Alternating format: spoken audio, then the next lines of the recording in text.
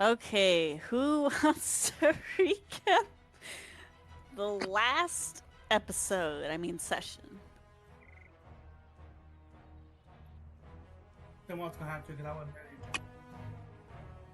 ready. I feel like we already did. And yeah, Guess I can recap. okay. The courageous adventurers returned to Candlekeep after their mission and decided to do some good old town shenanigans. So they some of them went to the shop because Quartermaster Crow wanted some tobacco. So some of them went to the shop, and then Marcel and the dog went to library. And then so Quartermaster Crow got his tobacco. They got some rope.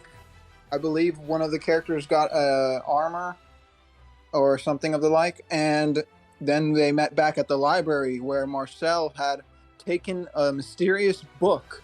They decided to go to the bathhouse after that to get all nice and clean. And Marcel told the crew about the book, the experience he had with the book, which was a ghost came out of it. And the ghost non-verbally, I guess, told them to go to Marcel's homeland, right? To Yes. finish some business. So the crew agreed that they were going to help this ghost and see what the book was about. And they went off with Miter on his ship. And the ship, they had a nice voyage and landed at their destination, which was a big city. And Miter's like, "All right, deuces, so you find a way back." And we left. And then the crew went to the trading street, right? And that's where we left off, right? Yep, Yeah. so you captured that pretty well. So yep, you guys went to the store, and while you guys were doing that, Bjorn went to the inn, or yeah, to the hearth to have some beers, and you met a dwarf there. Talked a little bit about curses and the like, and recommended a book to him. And then yep, you guys set sail after Marcel came back with the book in the bathhouse. You guys decided to set sail for Waterdeep to help this ghost finish That's right. We're wrap deep up. home. Yeah, Waterdeep. Oh my god, shut the fuck up. Yep. So you guys unanimously decided to be magnanimous and help this ghost out for free. And yeah, you guys were able to sail with the help I of just Miter found out James. I'm not getting paid.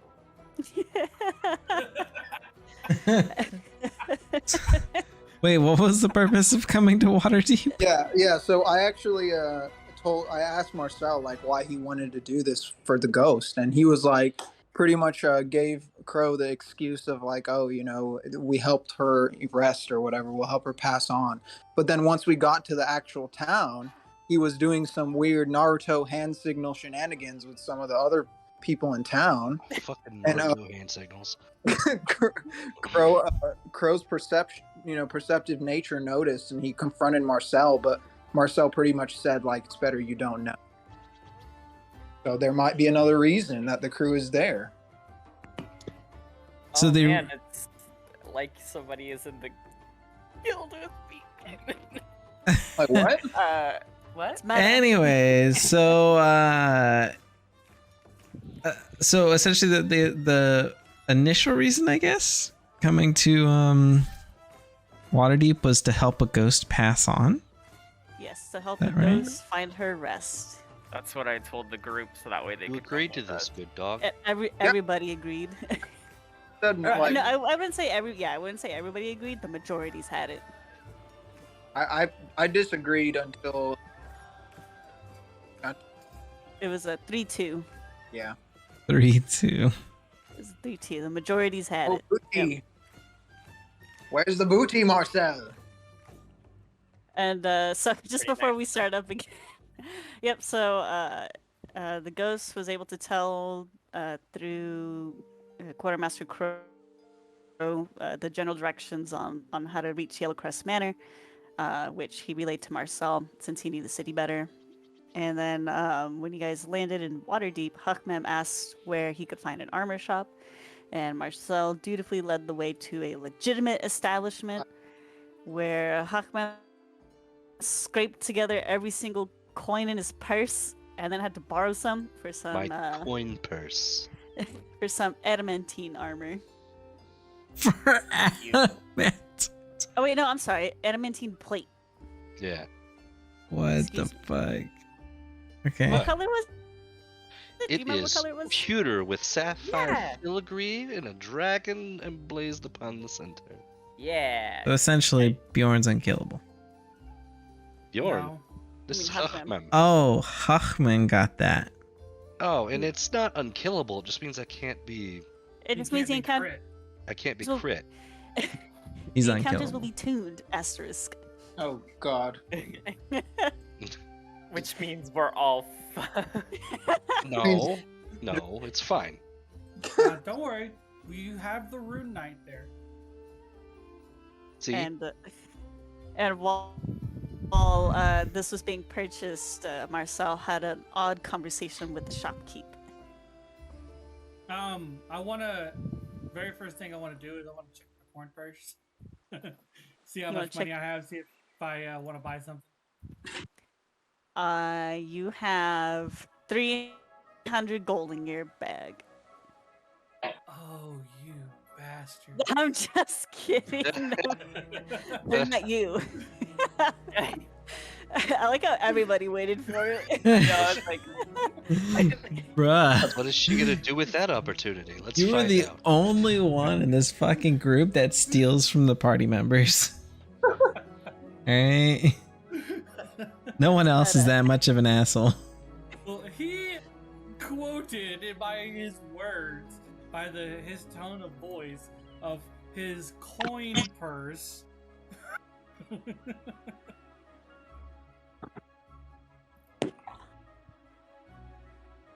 All right. So yep. So where we left off, everybody was still in the armor shop, and Huckmem was adorning his brand spanking new adamantine plate, slaps It's plate. baked into me. I think I still have more AC than you, don't I? I don't know. I don't know. What's your AC? I could put on a shield and then have more AC. Yeah. No, you couldn't. You wouldn't be able to use your two-handed weapon that you're Yeah, so happy but I about. could use my longsword that I have. Oh, nice. So right now we're at the town or the like. shop- You shopping? guys are you guys are still at the plate shop, and Huckmem is just finishing up putting on his adamantine with the help of the burly halfling. All Yeah. I right. wish to look around the shop myself and see what's there. I got the last one. Okay. No, I'm just Let me see kidding. what else there is. I got the Yep. So when you walk, or when you're looking around Bjorn, you see all sorts of different, what is it called? Plate, mail armor, chainmail. How do you pronounce the one? It's like Cuirass. Cuirass. Cirrus. Yeah. Cirrus. Yeah, you see that type, like just a variety of maybe medium to heavy armor, and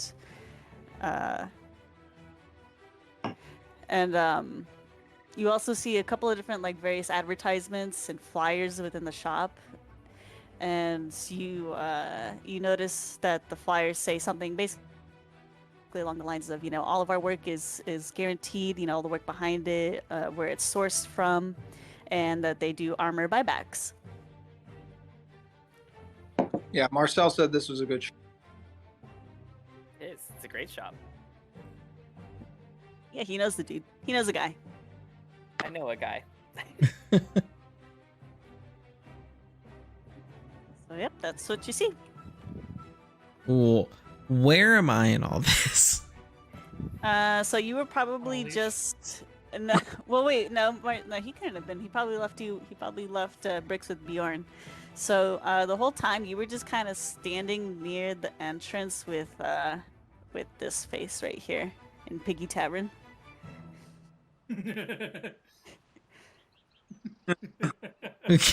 Oh my god.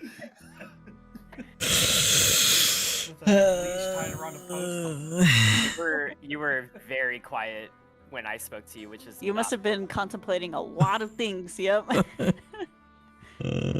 even the shopkeeper was like, God I damn guess it. I'll have to talk to you. And I was like, I'm not. His second week here, and he's already savage.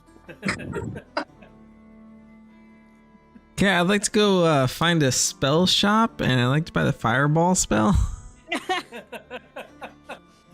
You already have Firebolt. No, fireball. Firebolt. You know, there probably is a magic shop around here somewhere. Oh, I'm sure there is. I mean, you would know. You lived here for many years. Oh my I'm god, that was literally me with my You dogs. just go in there and buy ball bearings and some string, okay? Hey man, I can do a lot with those ball bearings, right?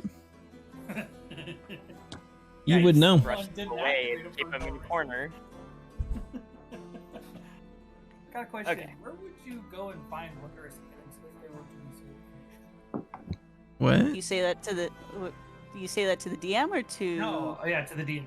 Like, where would that shop be so that I could kind of ask, not necessarily for that shop, but I would know how to ask for that kind of stuff. Like, how would you go and ask, hey, well, you got any shop that sells wondrous items? You know who would know? Probably somebody who's got inside knowledge of the city. Do you know anyone like that, Bjorn? Yeah, but I'm trying to. I want to know, how do I ask and not say wondrous item? Trinkets? Is that a better way of saying it? So I guess like if you wanted to be more discreet about it, I guess you would ask around like, where can I find, some, perhaps more rare, yeah, I guess like rare, uncommon, or maybe unconventional weapons that are maybe harder to come by.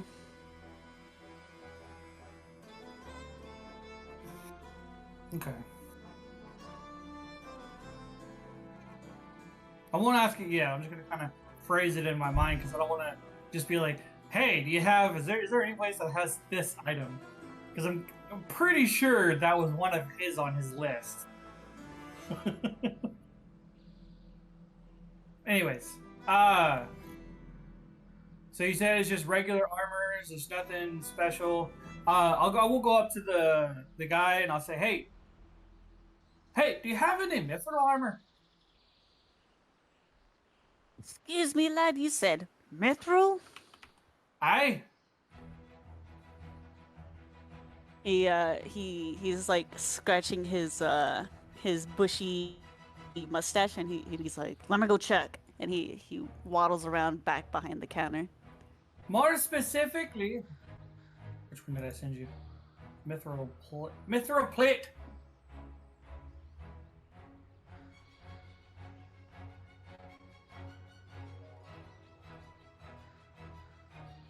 All right. Parker officially knows sign language for milk. Yay! Hey. Hmm. I know Okay, sign language for a lot. because I'm curious on why you were teaching him sign language. Was he born deaf? No, but he's born Oh. unable to talk.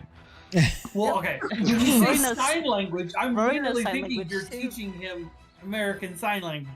Yeah, We are. Yeah. it's Oh. the easiest way to communicate with your baby. Yeah, Oh.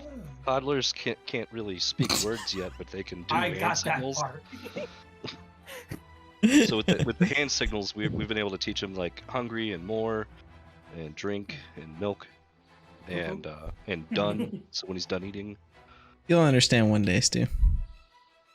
I hope so. Shit. because let me tell you, man, hand signals way better than trying to discern what the fuck his breath is. Yeah.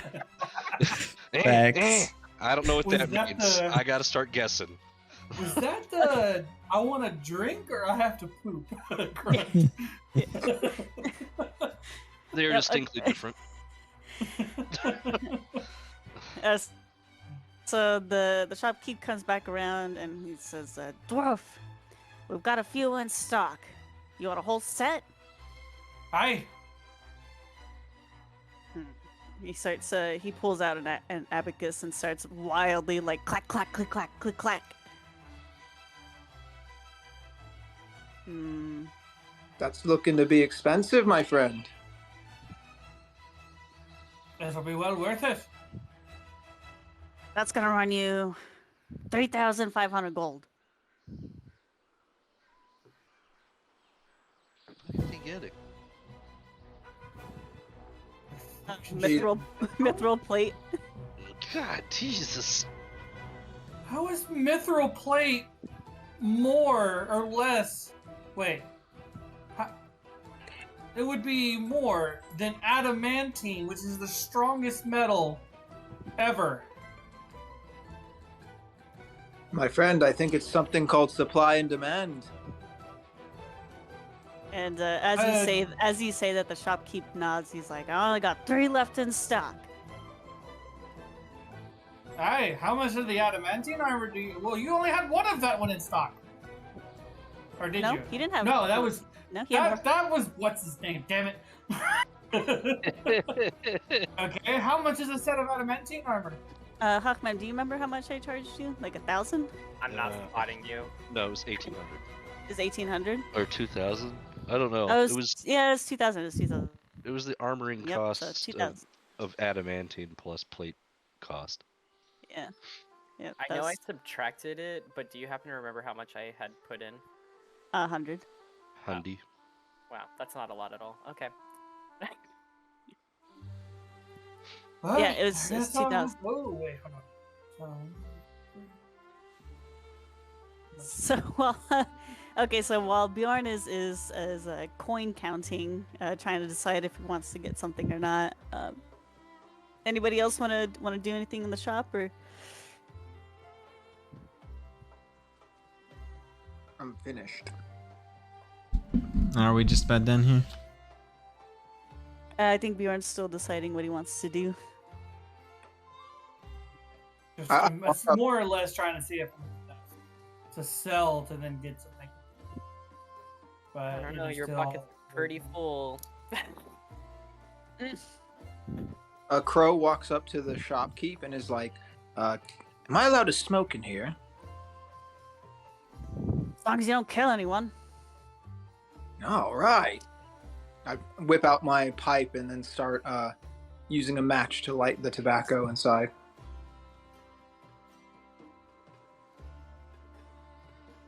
I'll go up to the shopkeep, and just greet him and ask how business has been going. And so once the shopkeep gets a good look at you, his eyes go wide and he gives a not a reverent but a deferring nod to you, and he says, "Good day, Master Bricks." Good day. How has business been of late? Well, aside from your stingy companions here, it's been pretty Stingy? steady. I paid full price. Do you want to live when you're out there or not? Yes, they can be quite the handful, let me tell you. Paid full price. Boy, if you keep whining like a babe at the teat, I'll charge you double. I already have Like that. a big. Did someone say babe and someone say teat?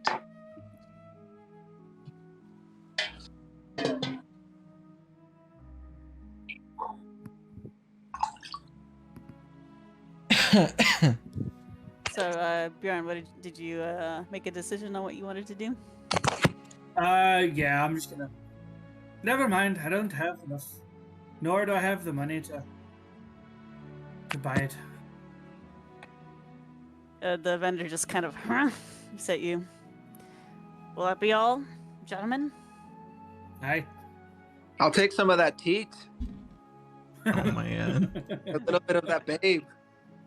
the shopkeep just barks a rough laugh and walks back behind his counter.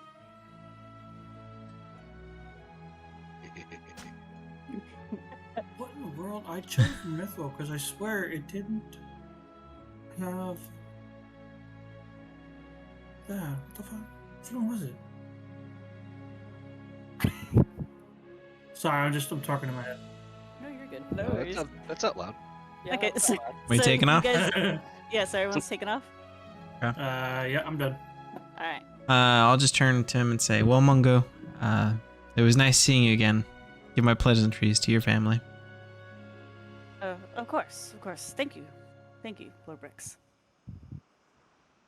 Lord Bricks, is this the captain of our ship?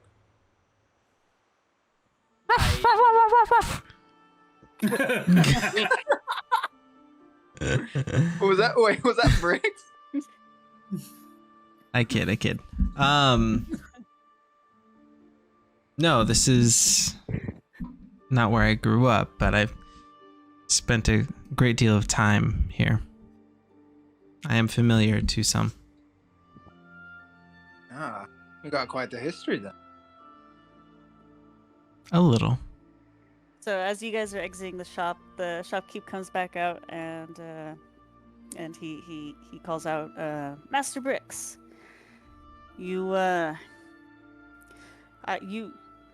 all people, I think, understand how well known your name is, especially among the trade ward. You should probably expect some well-wishers to call upon you. And he looks you right in the eye. Very well. I shall be on the lookout. He nods at you and returns back to his shop. Is your name popular because they use bricks to make houses? I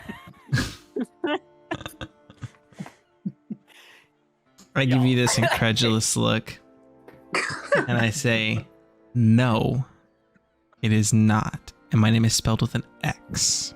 And I walk off. I'm 100% snickering. So where did you guys want to go next? Well, As we lads, walk outside, before we actually decide where we're going, I want to ask the two natives of the town, gentlemen, Marcel, Bricks, would y'all happen to know of a place that had any kind of uncommon, kind of like weird trinkets of any kind? I need you to be a little bit more descriptive. There are many places with odd trinkets, such as taxidermy places or even voodoo places. You're going to need to be a little bit more specific. Magical kind of items, trinkets. Ah, I see. Well, magical items are not banned in the city. There's no need to be secretive about it. I wasn't trying to be secretive. I was just trying to find new words. They're actually quite encouraged here. encouraged. Very well. I am sure I can recall a place. It's called Aurora's Emporium. It's right this way. Hi, thank you. Got a ring to it.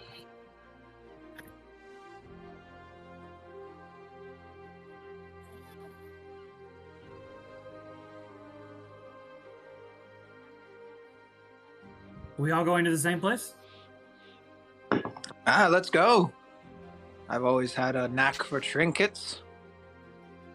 Alright, just give me a second. This map is fucking huge. I'm not No. trying to rush. There was just a complete silence. Was just seeing if everybody else was coming with us. Crap. So, are you looking for a specific trinket? Why do you want to go there? Possibly. I was told a long time with a traveler. He said that there was this one kind of item that he read about in a book. Now you're British. Yeah, I was like, he lost the Scottish accent and went for it. It's hard, man. It's hard, alright? It's hard. It made me remember the guy because he had an accent like this, and he read it in a book. I can't. He said it was Stop. some kind of it was some kind of a needle that. That's not the Bjorn I know. Alright, shut up! I was trying to remember something. There you go. Yeah.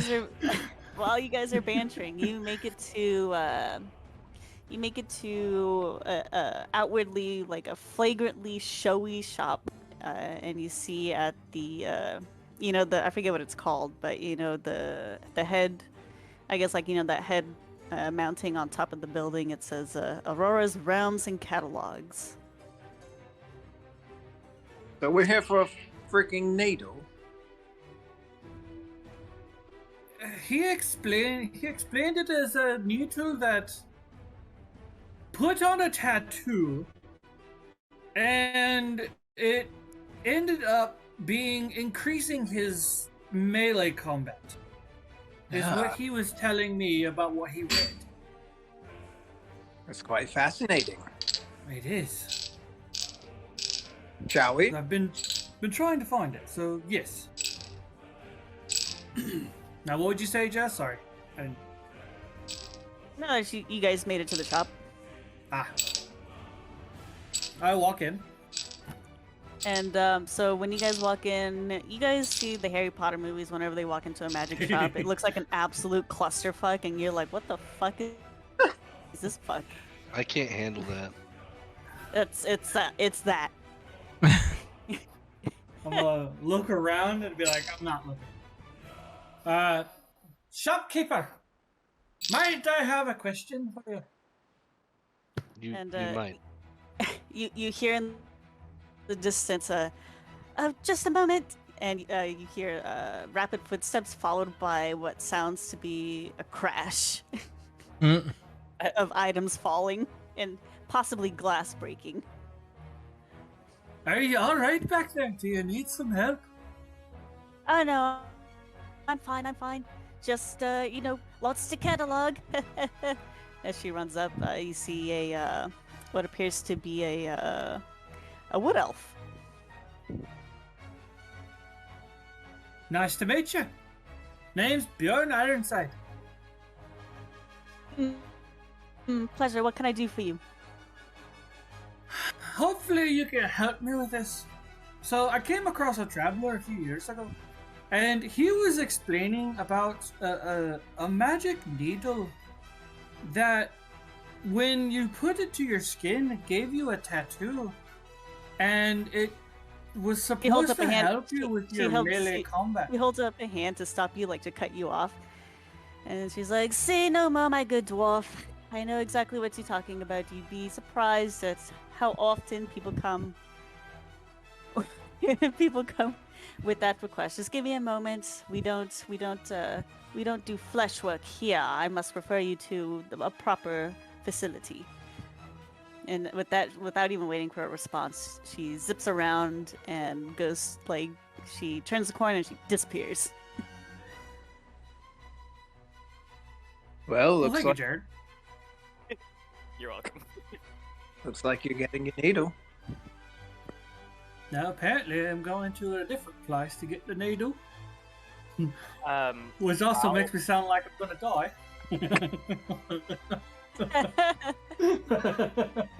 While seeing all the disarray, I'm gonna try and slip past everyone and go to the back of the store. For sure. I want to use my perception to see if I notice. What's your passive perception? My passive? Yeah. It says +5. No. So your passive perception is going to be right there under your saves. Oh. Gotcha. It's 15. You notice. And mine of 18. Do I notice? If you think Notice Oh. what? No. Can I say stealthily then? and God damn it. bricks, yes. I'm assuming everybody has stepped into the shop at this point, right? Oh yeah, no, that was like 15 minutes ago. I asked that question. Oh, might be. Oh yeah, okay.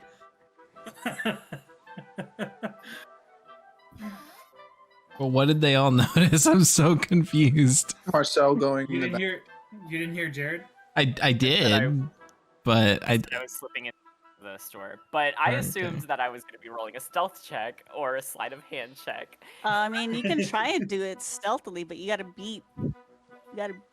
roll pretty high now. Gotta beat that 18 again. You're Yeah, doing you a gotta beat stealth that check 18. so we don't notice? Oh yeah! Oh Jesus Ooh. Christ! Y'all Y'all don't know notice me. shit. You guys get distracted by the shiny baubles and knicknacks, and some of them even have like miniaturized tape for ants that say caution on it. And you guys Wait, are like, so, what in so the we fuck? don't notice. No, you don't notice. Can I roll a perception to counter him? If Sure. you don't notice, why would you? It would be passive perception. Oh, Yeah. it wouldn't. Oh, okay. So there's no way for me of noticing, is what I'm asking. I think it's if you suspect something. Yeah, which I think in this case he would because he's already suspicious of Marcel, so I would let him roll I'm gonna go ahead and let you roll the perception. All right, let's see what I get. Oh God, I got He doesn't. 9. He doesn't want me to roll perception. I have advantage on it. Nope. I mean, You're just staring at you're staring at some of the knickknacks, going like, why do some of these have mini caution tape? All right, Marcel, you've slunk away. Now what? What do I find at the back of the store? A variety, just more. Honestly, it looks like more junk. It's like he's like, I just wanted to shop by myself. Well, you see like potions of different hues and sizes. Some of them even glow. You see a couple of pieces of jewelry in a case. You also see like some like light leather leather armor that's kind of hanging from the walls. It's like but nothing. There's no major pieces like breastplate or legs. It's just like belts and bracers and the odd pair of gloves. And maybe a pair of boots.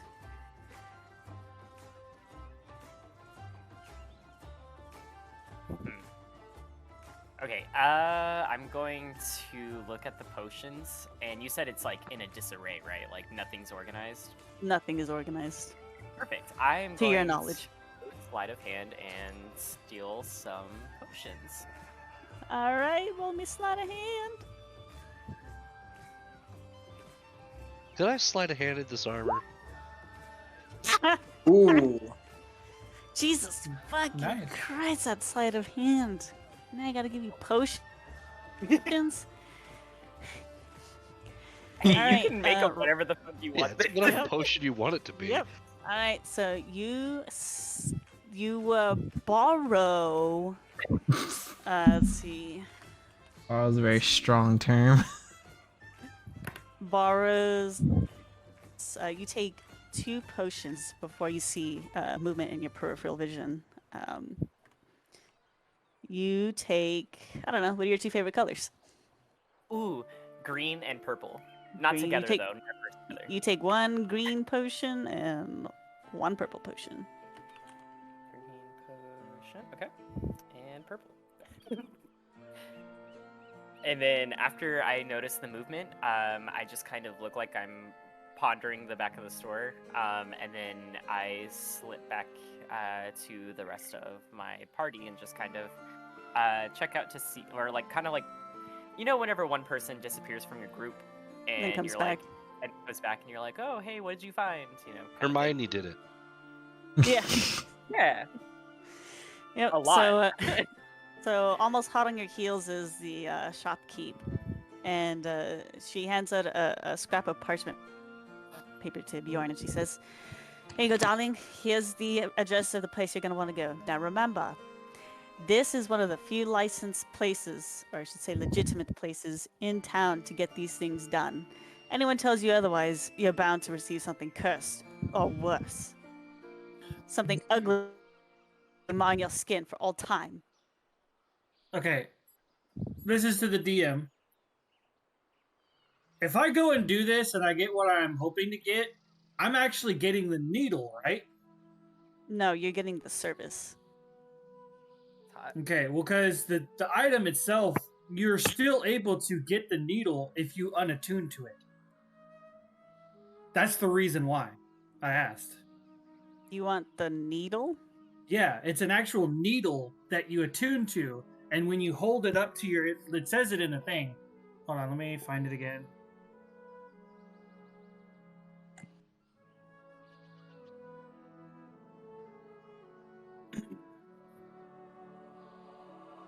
It says produced by a special needle. This magic tattoo depicts it. To attune to this item, you hold the needle to your skin where you want the tattoo to appear.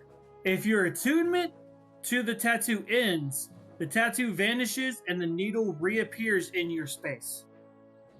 I see. That's the reason why I came here. I see. You're looking for the specific needle. Okay, so you might Yeah. want to tell her that. You're not looking for the tattoo service. You're looking for the actual needle. Okay, so yeah. So, ma'am, really quick, I think we might have been a little misunderstanding. I'm looking for the actual needle itself, not the service. And at that, when you say that, her eyes go a little wide and she kind of, almost imperceptibly, because it's so fast, but she looks at Brix and Marcel and then she says, I'm afraid we don't carry that in stock. But this place might have it in stock. She's kind of like thinking like, how do I phrase this? You might have a tough time getting the servicer to part with their implement, if you catch my meaning.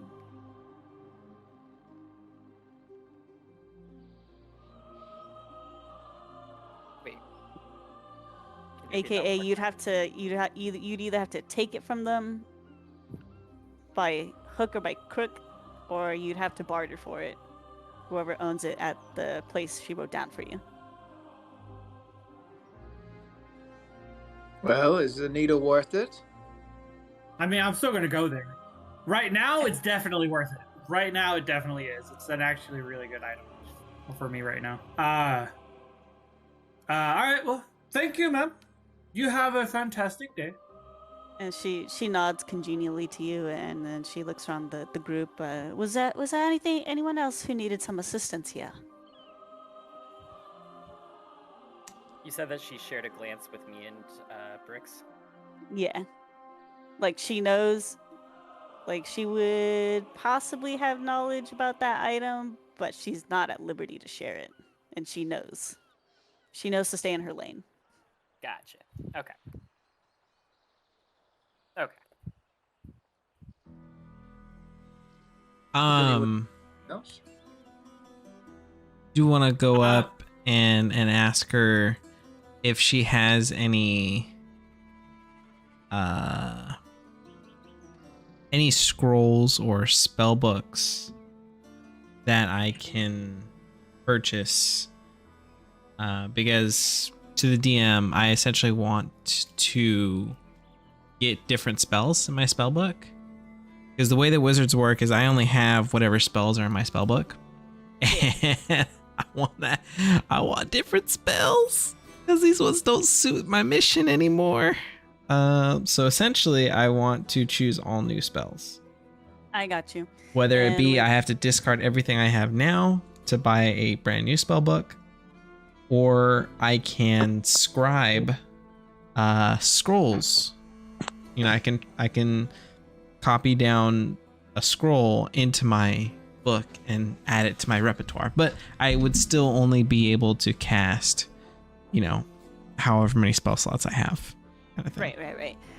So when you ask about books, she kind of gives you a sympathetic smiles, and she says, oh no, my dear Master Brix, that would be about 2 blocks down at Kiana's. Really quick, meta moment to the DM. I was waiting for him to get done when he said, when she looked at Marcel and Brix because you're trying to say like, oh, she was, she knows about the item, but she's staying in her lane. Do I notice that there's something odd, or let me rephrase it like this: do I notice that she looks at those two specifically, With and do I 18 notice plus that? perception, yes, Okay. you notice. And what was your second question?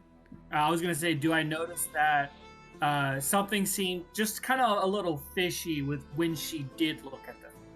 You wouldn't be able to. You'd probably have to roll an insight? Yeah, that's an insight. But you definitely notice the eye swipe. Let me do an insight check on that. Okay. Yeah, you know. Ooh. There's like, it's not anything malicious, but like those three are definitely in the know about something that you are not privy to. Okay. Continue. And so she tells you, yes, my dear, just 2 blocks down. That would be at Kiana's Mystericum. Yes. And she's just nodding her head. That's where you would find books and magic tomes more suited to your productivities. Thank you for the information. And I'll give a low bow. And she curtsies to you and Marcel.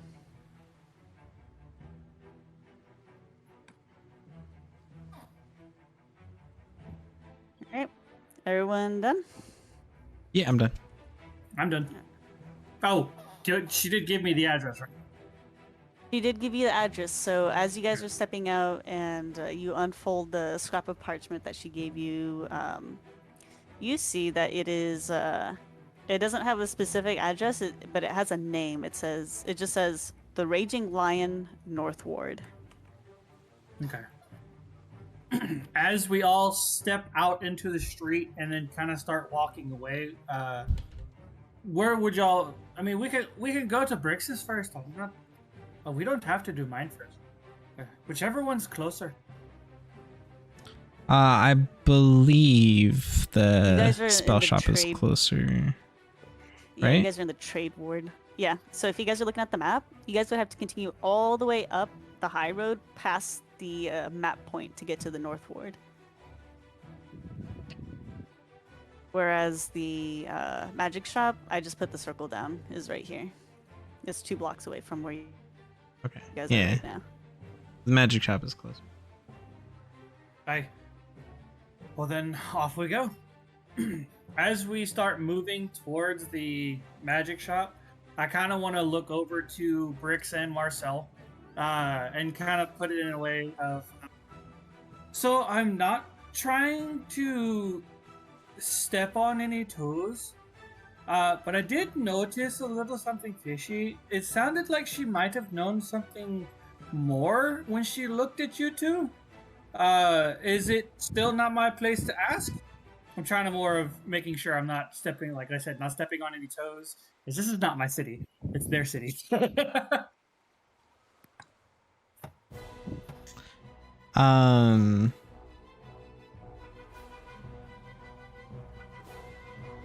Like, did she know something but just was not supposed to talk about it? There are many workings within the massive city of Waterdeep. And there are certain factions which control different aspects of the city. And Say no more? I understand. Very well. I don't know how I feel about this.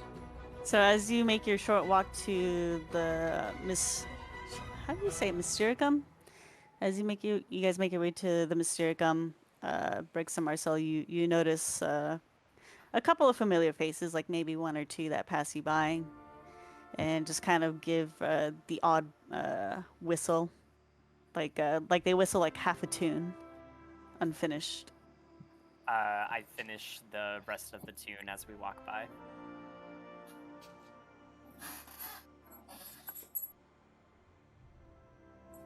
Can I roll to see if I notice that? Sure. I mean, with a passive, do I notice that they're doing? You just notice that they're whistling, but you haven't really suspected them of anything. Oh, I just okay. want to know: do I hear them whistling and them like doing like they do some, and then Marcel does the rest? Yeah, that's what I want to know. That Yeah. depends. Do you know the song? Oh yeah, I guess that would depend if you know the song. No. I don't. I'm not saying do I know the song. I just want to know: do I hear them doing? Like you hear a couple of people whistling, and then you hear, your party members whistling. So I when I hear my party member whistle about the second or third time, I kind of look around and like, is there a music show going on that I am unaware of? And then I'll just respond with, "Oh, it's the song of our people. Everyone here knows the song. The song of our people. It's the song of Waterdeep." For a second there, I thought they were trying to call bricks. Oh my god. Oh, God. I want to. Pretty sure the song fuck of you. Brix's people would start with "Awoo." I hate you all. I want to go to Bjorn and like nudge him and whisper in his ear. Do you trust Marcel? He seems to be hiding something, and since I've just met all of you, I'm not quite sure how I feel. I was betrayed in the past, after all. I say it back to him as much as I can without other people noticing. He's helped me so far that I've noticed I haven't had a reason. I've been duped in the past as well, but I don't let it guide my life going forward. Well, you folks did save me, so I'll take your word for it. Well said, Bjorn. All right, so you guys pretty quickly make it to the Mystericum. It honestly just looks like, your regular old bookshop just cloistered in between buildings.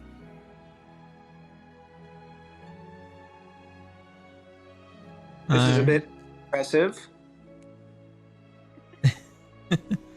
I will make my way inside and try to find the shopkeep. So you don't even have to look that far because you see, you see straight away. The only other person that's in the shop currently is a probably like maybe a middle-aged, possibly a little younger bugbear with glasses on.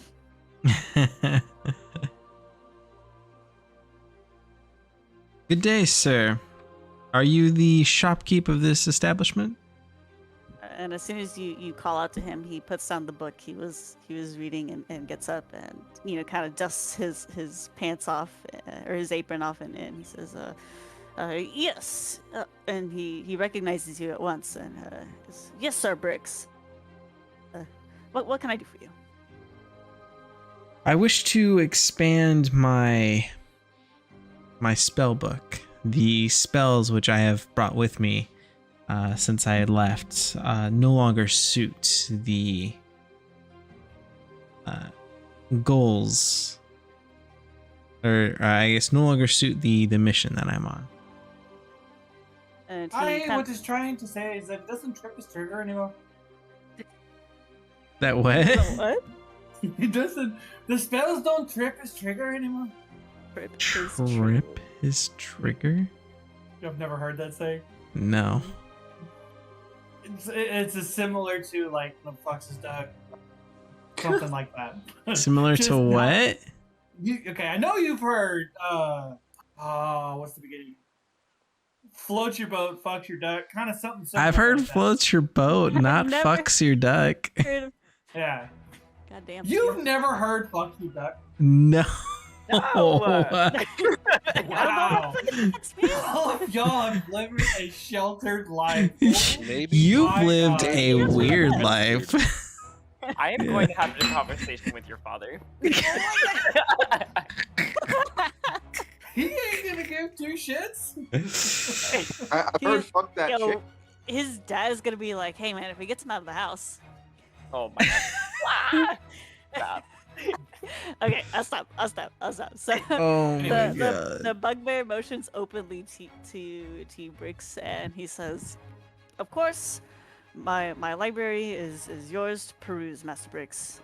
Just come to me when you're ready for me to check your things." Okay. So I get a total. So as a 4th level wizard, I get 9, 10, 11, 12, 13, 14 spells and 4 cantrips. So I'm just gonna do that in the background while you guys do your thing. I mean, we're here for you. Yeah, I was like, Yeah, no, I mean like we can I'll continue along the way. yeah, so we can just kind of like Okay. you know, like, okay, in 2 seconds, you know, like, okay, I have the stuff. I'll go back up to the bugbear. Do you want me to get a whole new spell book, or is it okay if I just add spells to my spell book? What would you prefer me do? I think just a whole Because- new spell book. Okay, yep. All right, then. So I will go back up to the bugbear, and I will give him my old spell book, and I say, "Can you put this in my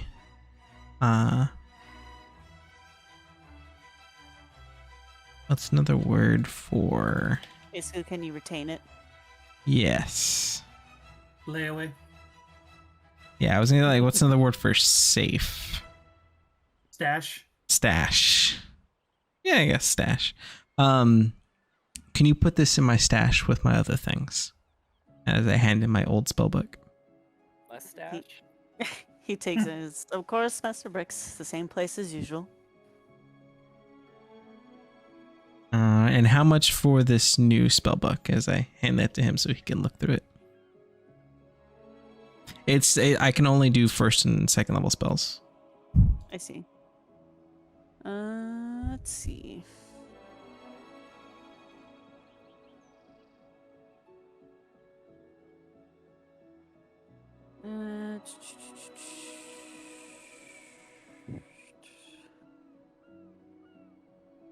With 2nd level? Yeah, 1st and 2nd. How many spells are gonna be in there? 14 1st and 2nd, and then 4 cantrips, so for a total of 18.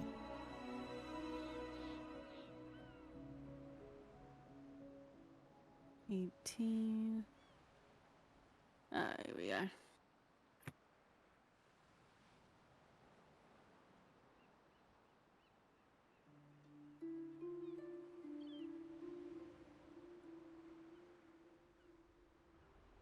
Need to get my calculator out. Oh boy. Well, it's a lot of spells. A lot of spells. So 4 cantrips, you said? 4 cantrips and 14 1st and 2nd. Are you gonna split that, or are you still deciding? I'm still deciding, but for the sake of purchasing, we just split it in the middle. Okay. Well, that would be 6 1st, and then what? 8 2nd? Or no, 8 1st level spells, 6 2nd level spells. Right, 8 plus 6 is 14. 8 first So- level. 4 cantrips, 8 1st,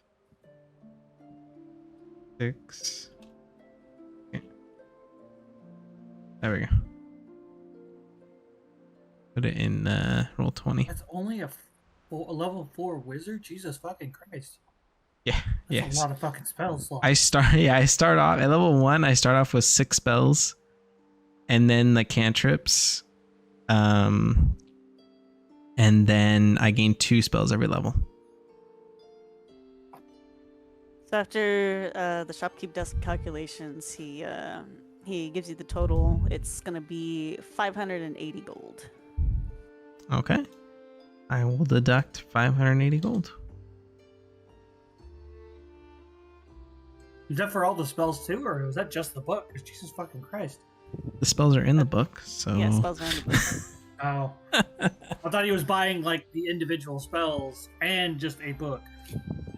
No, I'm sure the book is like a silver. Yeah, because it's just binding and parchment. Yeah. Yeah, you got a perk. You got a perk. It's as he takes the gold, he gives you thanks, and he says, as always, at a preferential discount for you and Marcel. I appreciate it. Good.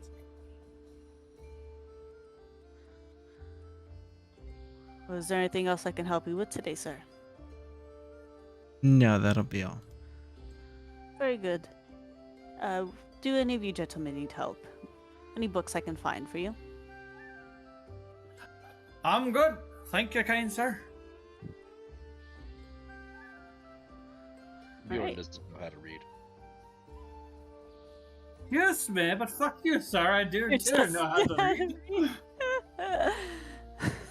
Calm down, Leah Michelle.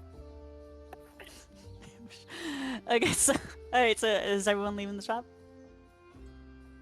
Yep. I guess. Alright. Okay. Where did you guys want to go next? By this time, it's probably like it's starting to get to be the evening time, probably close to dinner in about an hour or two. I look over at them. Would the tattoo place be open right now? It was close to what time? Before dinner. Before Like An hour dinner? before dinner. Like an hour before dinner. They may be open, but I doubt they would have enough time to ink a tattoo. But if you wanted to talk,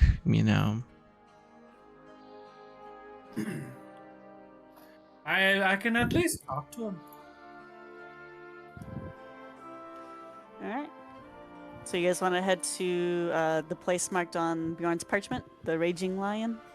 yeah. Or I'm good. I'm ready. I Let's am too. do it. Alrighty. Let's see, do I have that map up? So you guys are walking along. You make it to North Ward. It's a bit of a walk, and Bjorn and Marcel, you guys are noticing as the sun is starting to lower, more of your friends are starting to pop up here and there. Wait, did you say Marcel and Bjorn? Or sorry, Marcel and Briggs. Mop. I was like, hey, Dorothy! He's like, I got friends.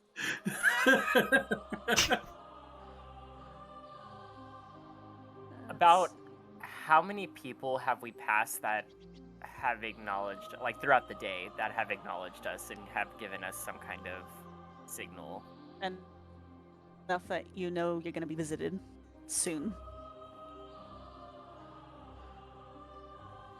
Cool.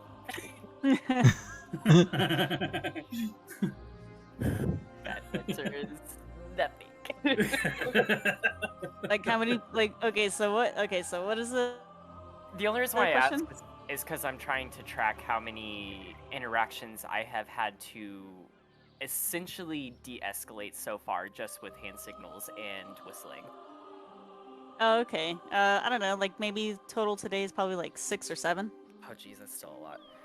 Okay. You guys are very popular. Okay.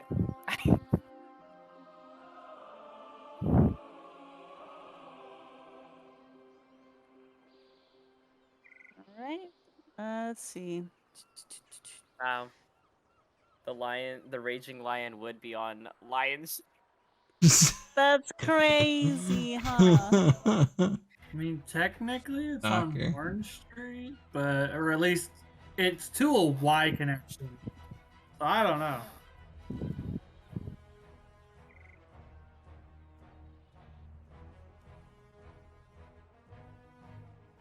Alrighty. Let's see. Oh, I do have it. Nice. Here we go. The Raging Lion.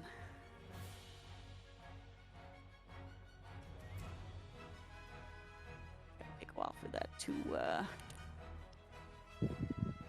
you know. Maybe.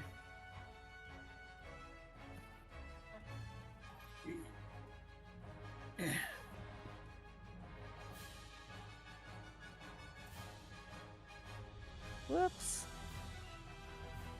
So, what's nightlife like in a city that permits magic? I say that to Marcel and Drax. You mean bricks? Or, sorry, Bricks. Drax. Immediately, I think I'm freaking Guardians of the Galaxy. Yeah. I am moving so incredibly slow that they are imperceptible to the human eye. Oh my. Well, Marcel would know better than I. I tend to keep to myself during night. Yes. There's many a bar. There's also a party street. A party street, you say? Interesting. Lots of mini nighttime adventures to go on. But I tend to keep out of those pesky, crazy nights these days. Fair enough. Alright, because somebody wanted to be fucking all my immersion. Ooh. Where's the NPCs? Hold on, I have my eyes on one specific. I mean, technically, this time you could have had only one, and it would have been understandable. Not that They're one. about to... Who is this little Lolita? Matt Mercer, is that you? Hello, Jessica. You can't do this to me. Do what? What if I do? He's gonna call up the map. Hey.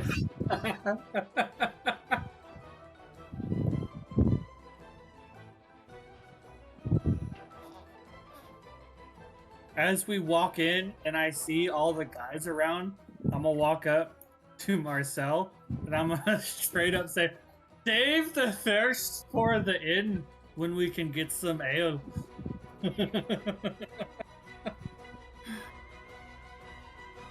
I look back at Bjorn and I say, I'm just keeping an eye on things. It just so happens, Bjorn, that this place is also an inn. Is it really? Yes. Oh. Well, then I let your thirst go ahead. Alright, so as you guys enter Bricks and Marcel, you know that this little known fine old inn is highly recommended by those quote unquote in the know.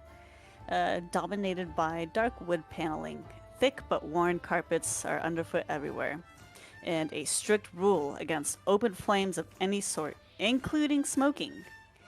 It's a quiet refuge from the bustle of the city, being as close to the east wall as one can get. Light is provided by an assortment of glowing globes of different hues. Dwarves and at least 3 bands of lady adventurers have adopted this place.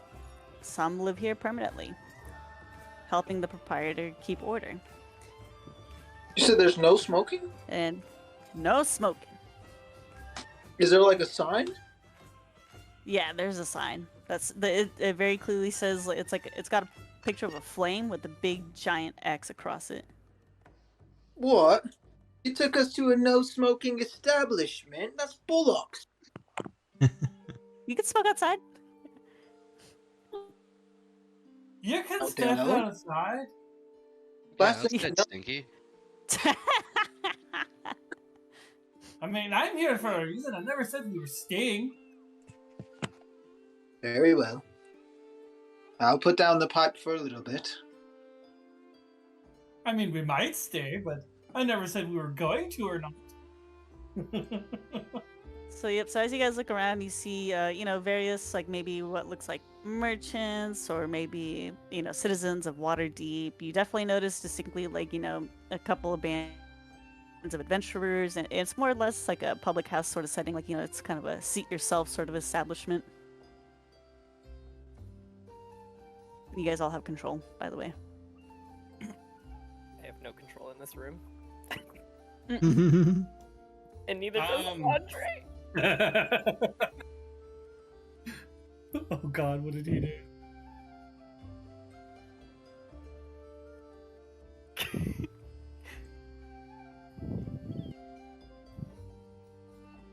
Oh my god. Wow, nice. Matt Mercer and Khadgar? I mean, not my first choice, but go off, I guess. We all have choices. That we do. Indeed. Anyway, So you guys can fit in this table. It's just this is a spiral staircase. So like this part is elevated. Yeah. Oh, okay, I see what you say. I look towards both Bricks and Marcel, and I say, "So who do I talk to about the tattoo?" I just casually point to a random person just to see if they'll go and talk to I them. point to this person right here. Yeah, And he I looks point about to- right. and Yeah. I point to this. So as you guys seat yourself, you see a tiefling with what clearly looks like a server's apron come and look around, and he asks, if what you guys would like, if you'd like to hear the menu, any drinks. Yes. I was told by these gentlemen here that this place does tattoos. And he squints his eyes at you, and his genial expression slightly turns into a bit of a scowl. And in a rough, gravelly voice, he kind of says, "Direct, aren't we?" I didn't know that. You'll was have to happening. you'll have to forgive him. He is not accustomed to the subtle ways of our city. I mean, don't get me wrong. I'm also going to get a pint of ale. You can see I'm a dwarf. Wait, So you're a telling dwarf? me there's no smoking and you can't mention tattoos? The hell is this place? The tiefling just kind of heaves like a sigh, like tourists. Is this a straight edge bar? No, it's not. I point to Lisa, him. I'm not with him.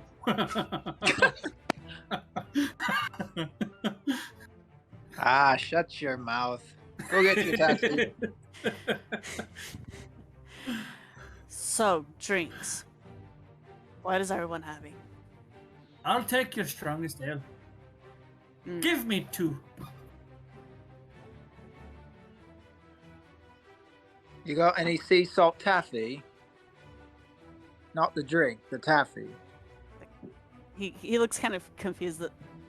The candy? I don't prefer to use that term, but yeah. If you're looking for something sweeter, we have some desserts, but we don't carry any candy. Ah, forget it then. I'll take what Bjorn's having. Hmm. My man can't have candy, so he's like, fuck it, I'll have a beer. Yeah, that actually sounds kind of good, though. What, candy or the beer? The beer. BRB. Nice. Beer and taffy. Beer RB.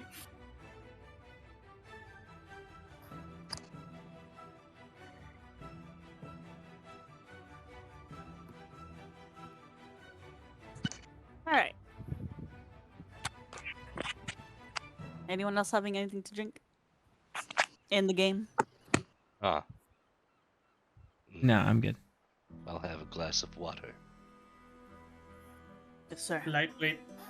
I will have a glass of wine. The usual, Sir Marcel. Wait, actually, I halt the server. Actually, is there any specialty drinks that you have that come from this town? Anything that you would highly recommend? That all depends on what your preferred libation is, sir. Well, what's the best of the best? I could give you the best wine, the best spirits, the best champagne, the best ale. I must beg you to be a bit more specific. Like all at once? Oh God, now you're being pretentious. I'm just gonna have what Bjorn's having. Hmm. Very well. And he disappears into the back. And so, yep, as you guys are just kind of waiting around for your order, you know, it's starting to get a little boisterous. You hear the party next to you is kind of like, hey, yeah. Wait, which one? This one over here? Yeah. And you see the dwarf gesturing what looks to be like the shape of a big old set of bosom while he's laughing.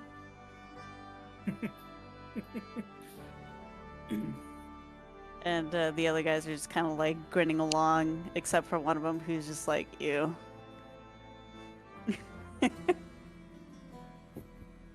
Someone's having fun over there. Well, from the gesture I just saw, he must be talking about big boobs. Any man would be enjoying that conversation. Well, except for this guy, and I kind of point over to Marcel.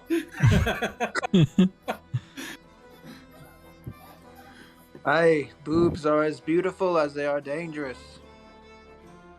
And then I put both elbows on the table and kind of get down on Bjorn's height level. And I say, I am a man of many tastes. You don't know all of the places I've been. Fair enough. I think we all knew where you were in the Gripply village. That was I knew at least one of the places you've been in. Or one of the things that's been in you. That was a whole nother excitement, okay? Absolute mad lad. Your server comes back and he passes out the drinks and to Bricks he just hands just like a glass of water. And Bjorn, when you actually I'll do that later. So after that he asks if anyone's ordering anything to eat. I take something to eat as well. We And have got any pork? Yes, we have pork, beef, or goat stew. I'll take the pork stew. Very well. Anyone else? Beef. You got any seafood? Seafood. I mean, this is on the coast. It is on the coast. What's your Yes. best seafood item then? Tonight we have the clams and tomato base available. Ah, sounds pretty good. I'll take it. Very well. Marcel, Huckman, anything for you guys? You're looking at it. I'll have something to eat, please. I'll just mark you down for another beef. Yeah, I'm beefing. I look at Crow and I give him this like odd like head cock and I say, you know what? Put me down for what he's having. Very well, Master Marcel. And he disappears once again to the back. And Bjorn, you notice as you're looking down at your drinks, one of them has a scrap of paper that's at the bottom, that's sticking to the bottom of the damp mug. Yeah, it's damp at the bottom, like it's been cleaned. Mm-hmm. Who's Wait. mug? Hold on. Say that one more time. So when you look at your ales, you notice that like one of the mugs like you're looking right at it, right? Mhm. So at the base of the mug, you see a scrap of parchment paper that's sticking out from it, as if it got stuck to the wet bottom. Oh, okay. It sounded a little bit different because you kept cutting in and out. Oh, I sorry. thought you were saying Said that it was wet bottom. inside at the bottom, and I'm like, bitch came in an empty mug. You said wet bottom. Wet You bottom. must be familiar with that. So I see the piece of paper, and I kind of pull it out, and then I chug the mug that that the paper was on top. I chug that one down. I set the mug down, and then I unfold the paper, and I read what it says. It just says one word, and it says Brunhilde. Oh, Brunhilde! I know that name very well. I think it's out in Norse mythology. You got a secret message or something? No! Go away. And I put. No, I talk to Marcel because he's right next to me. I'm not trying to be discreet to the party that I'm with, but to everybody else, I'm trying to be a little discreet. And I kind of, when I read it, I kind of then look over to Marcel and I say, "Hey, do you know who this is?" I grabbed You- the Yep, go ahead. paper and tried to read the name. What was it again? Brunhilde. Brunhilde? Go ahead and roll me history at advantage. La la la. It's not what I'm proficient in. At advantage. I look at the paper good. and I just kind of like fling it back at him and I say, "Nope." Nope. What about you, Master Bricks? And I hand it to Bricks. Master Bricks. Whatever, you know what I meant. I was trying to call you here. Is this a history check? Yes, at advantage. Y'all fucking Nope. terrible tonight. Woo. I wasted it all on my stuff.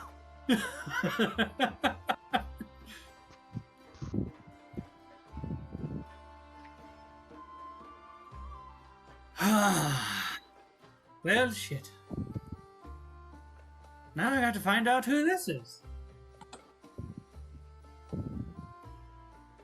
You don't think it could have been an accident? No, I don't. You are the mysterious lot, aren't you? I'm not, but this is their town. They're telling me this is the usual, so I've just really taken it at face value.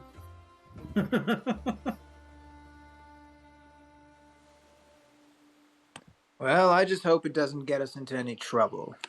At least any trouble we can't handle. I mean, so far they've all been respectful to Bricks and Marcel. I don't understand why we would. You have nothing to worry about. What he said. Well, all pirates say there's always a calm before the storm. And when the storm happens, I will be happily in the front lines. Don't worry. As I'm sipping my wine and I kind of feel the like light hints of being tipsy, I just kind of snicker and I say, "Huh. Oh, the storm is coming a bit sooner than we'd like."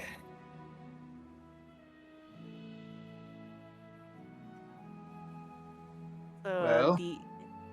And as oh, as go I- ahead. Sorry, as I say that, I glance at Bricks with like intense glare. I don't even look.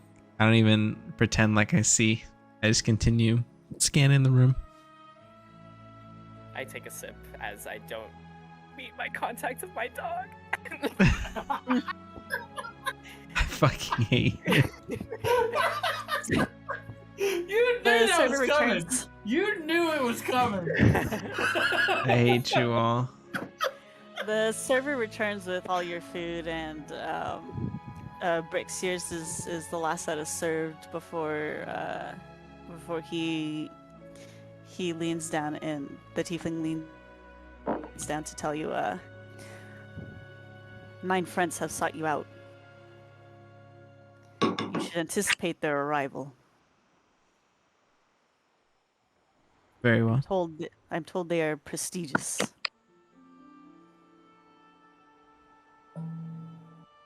Thank you for the information.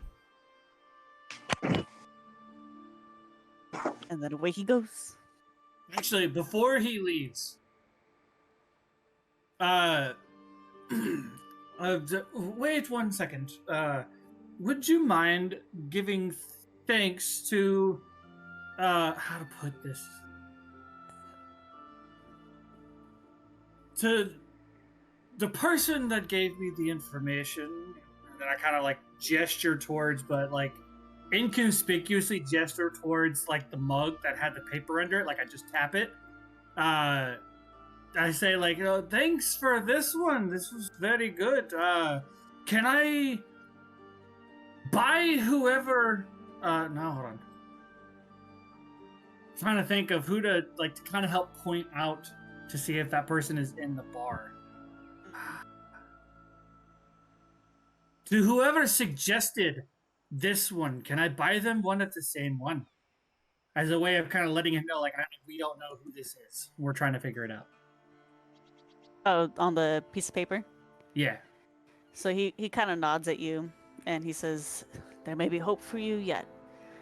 Should you decide to stay the night here in our rooms, you'll meet the person who gave such a fine suggestion. Thank you. How much was it for those two and the food? For those 2 beers and the food, that would be, I think that would be like 10 silver. I toss him 2 gold and say, thank you for your help. The rest is for you. He nods wordlessly, and he looks to the rest of the group and says, let me know when you're all ready to tab out, and if you'll be staying here tonight.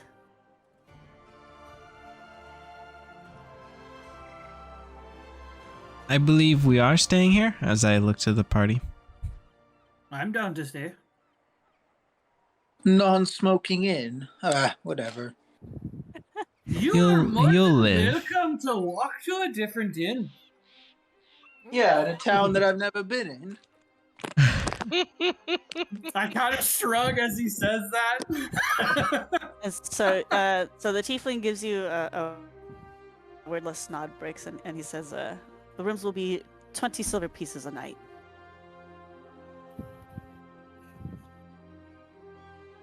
A reasonable cost. At least the prices aren't too bad. With your stay, your breakfast and supper is included. How much is the room? 20 silver. 2 gold. For ma'am, sports ball player. You know what to roll me. Come on. I also go ahead and do we pay? Excuse me. Do we pay you or do we pay someone else for the room? I will take your payment. Is this? And I hand him 2 gold. Can I do performance instead of persuasion? You know, do a little bit of footy ball. It's the same exact modifier for me. I'm not gonna lie. Same thing. I mean, I guess, but if you don't crit fail inside of an inn. I was just about to say something. You know who would crit fail? Brix. What? We saw you tumble across that bar. Oh. So Wait, long 20 ago. silver? Or 20 gold? 20 Please, silver. Laura. Oh, 2 so that's gold. like 2 gold. 2 gold, yeah. 10 silver equals 1 gold, so 20 silver is 2 gold. Okay, I wanna pay if everyone is I've already paid for mine. Alright, I'm paying my 3 gold, right? It's 3? It's 2. I mean, if you want to give him a tip, go right on ahead. 2 for the Yes. room. for the room, it is Two. 2 gold. Yes, but for your meal, you just had 1 drink and 1 a meal. So Ish. that's yeah, That's like that's like 7. That's like 7 silver. okay, yeah. So I subtracted 3. So what is Hachmem? Oh, So what did you do exactly? I told him about being, I'm Hachmem, sports ball player, and I like dribbled the sports ball a little bit. Dribbled the sport. Okay, how did you dribble it? With You know- swag. What sport is popular in this world here? Sports ball. So I dribbled the sports ball Oh my god. in a professional sports ball drilling manner. Using my sports ball appendages. Well, appendages. The only one that you touch the sports ball with. Ay, ay, ay. He just looks at you like confused, like, okay. Yeah, Hachmem. Well, Y'all are too much. you may have heard of me. I start shaking my head no. Does the tiefling notice me shaking my head no? Probably. I'm sure at this point the whole party's like, God, he goes this everywhere. He does this everywhere. No one's heard of him. I want to use my So terrible. It's a 50% chance within 100 miles of home. I want to use my persuasion to try to persuade the shopkeep that like Hamed is a big deal. All right, we roll at advantage, Huckman. Yeah. Bah. Yes. All right. He's like, oh, you play for the teams. Which team do you play for? Yeah, the one that I wrote about in my background. I don't think you wrote about that in your background. Yeah, it's the Echoes of Victory. The Echoes of Victory? Have you never achieved actual victory? I mean, you have victory and then it continues to echo, you know? No. Back to back. Just no. Yeah, it's not in your backstory, my dude. You should probably, What are you talking about? It's right there. I'm looking at it. let's see. Where's your backstory for me? I have it right here. It says, Don't read that part. donated his redacted against Candlekeep, who is now redacted. Huckman plays leatherball and is obscurely famous.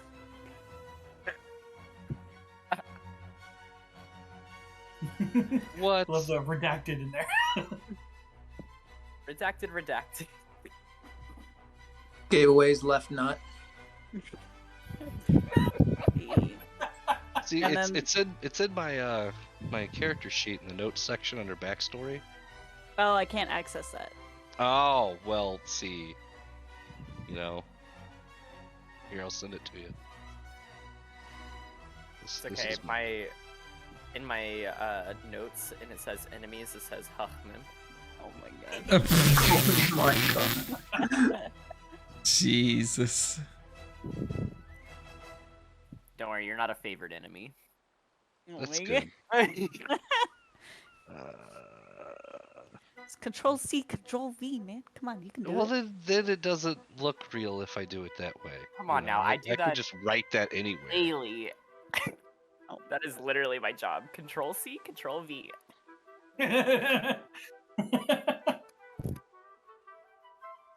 My job is planting my ass in a chair and moving my hand side to side every now and Is that really your team name? then.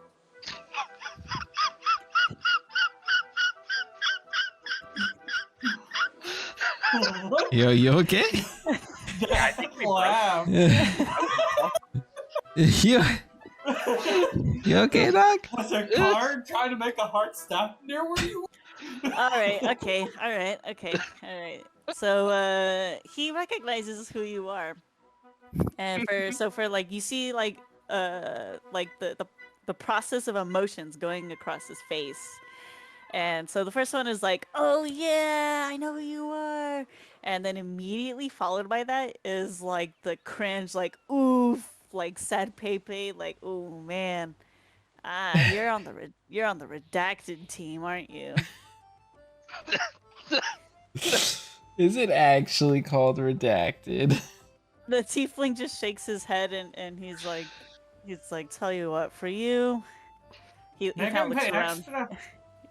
For you, you know, 15 silver. I know you're probably on tough times right now. Yeah, sure, why not? If he's on a bad team, he should have made a pay extra. But he's poor because his team's so bad they never win. It's okay. 15 silver. I'll turn to Huckman and I'll ask, is redacted really the name of your sports ball team? I mean, what can you do? Change it? And the tiefling just nods and he's like, "Oh yes, Master Briggs. They have the I'm not the club worst owner. playing history in the league for all time." First of all, no, that I explains a lot. It's so abysmal. It's rumored that they actually press people into service just to play on the team. Again, that explains a lot. He just shakes his head sympathetically. Is everyone cashing out at this point? Yep, I am. Have I gotten my food yet? Yes, he's dropped off all the food. I guzzle my food down and chug down my second.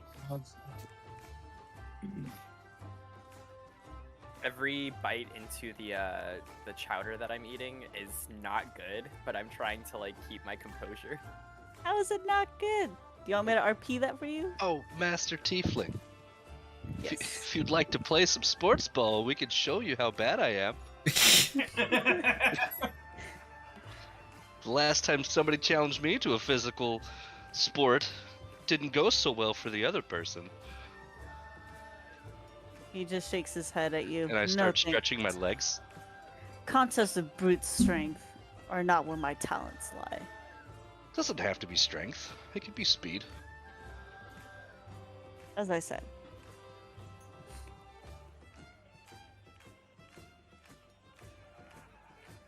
Ah. Alright, so everyone is staying the night? Yup. I am. Yeah. Might as Oh. well. Oh, By the way, before that's you right. I leave, was gonna RP that clam chowder. All right, Marcel and Quartermaster Crow. So in your plate, it's a pretty like understated ceramic bowl, and it has it's not bursting with clams, but there's definitely a good chunk of meat, and you notice a couple of different species varieties in there. You can smell the sharp tang of the tomato sauce that the soup is based from, and you're also picking up hints of parsley and oregano. When you lift your spoon to take a sip some of the broth, you also feel at the finishing touch of your taste a snap of spice, maybe some sort of chili. I gotta say, this is pretty damn good. I raise my spoon. I raise my spoon to Crow, and I kind of grimace, but say, "Yes, fantastic," and then spoonful it into my mouth.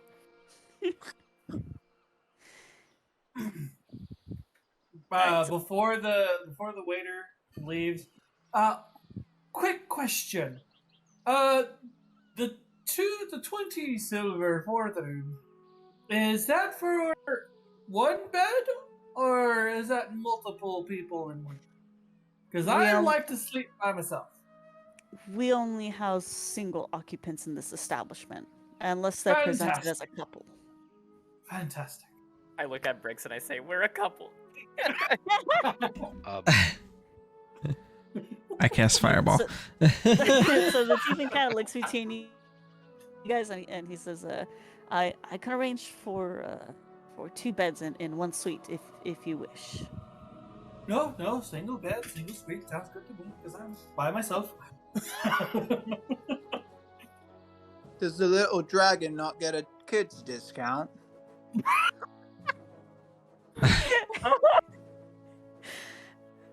You see the tiefling is trying very hard to not even like let his lips twitch. Do you wish to continue living? Do you like life? Great. Fucking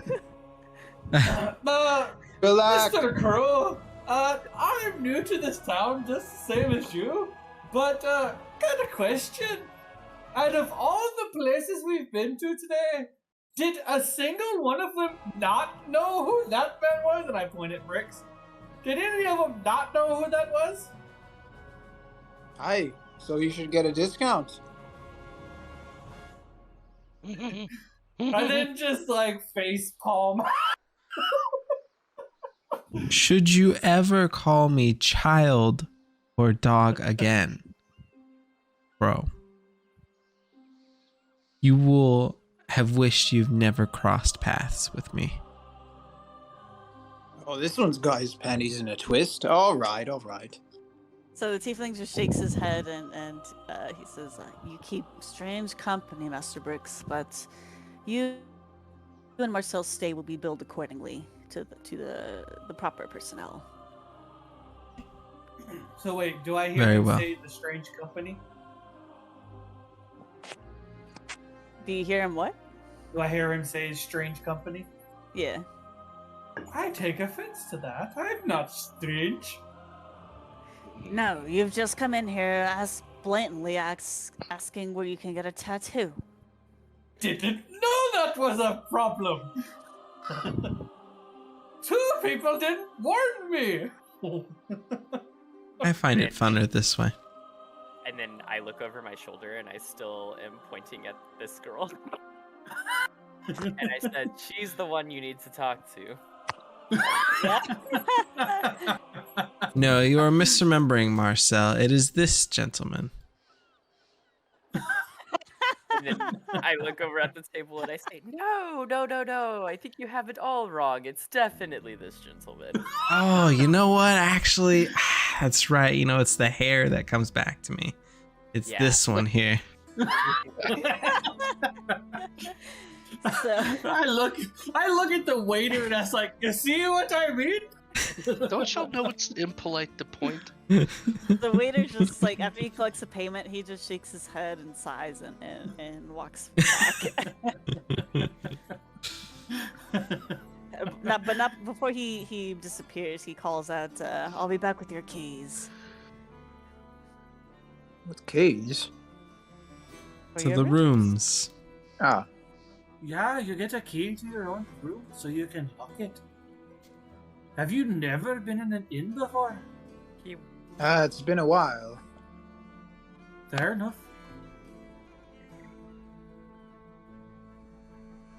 So, no kids discount, huh?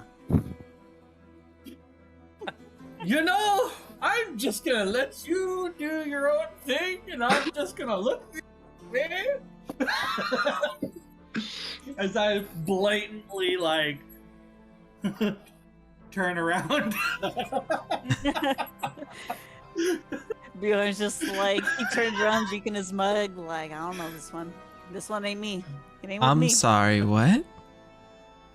Relax. We'll smoke it all off through some pipe tobacco. I Smoke off prefer all to the- keep my wits about me. One may never know when they are being watched. Quick moment. Would y'all mind if we took a break? My dog keeps barking at me. I think she needs to go. Sure. I can come up with my plan on how to kill Crow. Well, I mean, how about we just do it like this? We just go ahead and do the go to bed. But me Sure, and Crow Sonny. were having fun. Is that bricks in the background? Oh. Stop.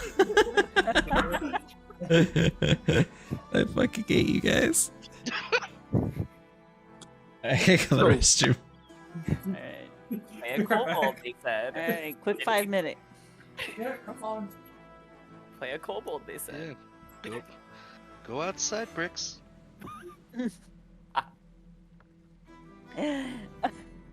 I'm telling on you. Oh, did he walk off? Yeah, Yeah, he Good boy. So, does that dragon thing need to go to human bathrooms or outside? You know, all this time that I've spent with him, I never really noticed. Huh.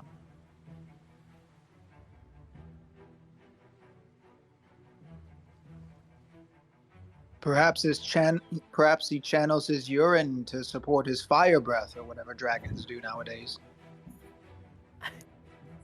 He just holds it to make powerful fire breath. Flammable. Oh. ASMR. I'm gonna go grab a water.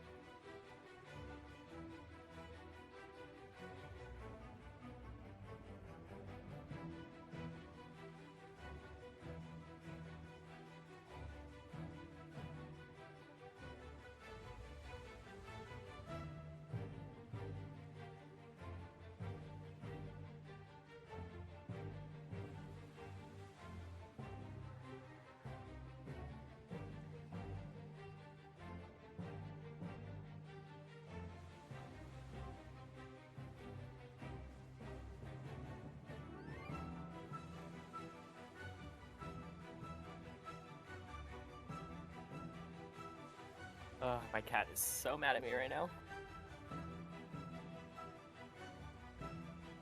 Go play with your cat, Jared. Well, I went out of my room and my parents basically, whenever they go to bed, they don't want the cat roaming around. Yeah. And so as soon as I opened the door, he ran in between my legs, and so I had to catch him before he went to my parents' room. Oh. And so after that, I came back with a bottle of water, and he kept meowing at me because he likes fresh water. Uh-huh. And so I poured some in his water bowl, and he was like, the fuck? I thought I was gonna get it straight from the bottle. What the fuck? So now he's just sitting there staring at my bottle. That's hilarious. Scotty, no! You're being very aggressive right now.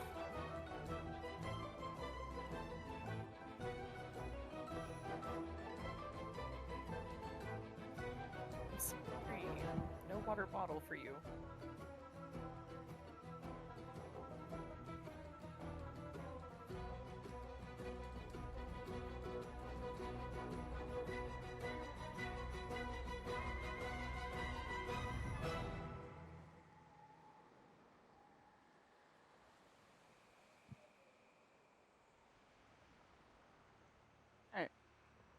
Everyone ready? Yep. Yup. Okay. Did you let the dog back in? Stu? Mm-hmm. Alright, so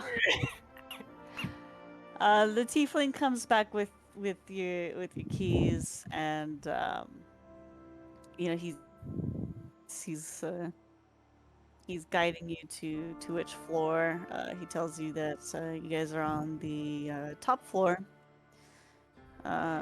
Happens to have the most privacy. It's and it's the same floor where you can find find that whom you seek. Bjorn, he tells you. I nod my head.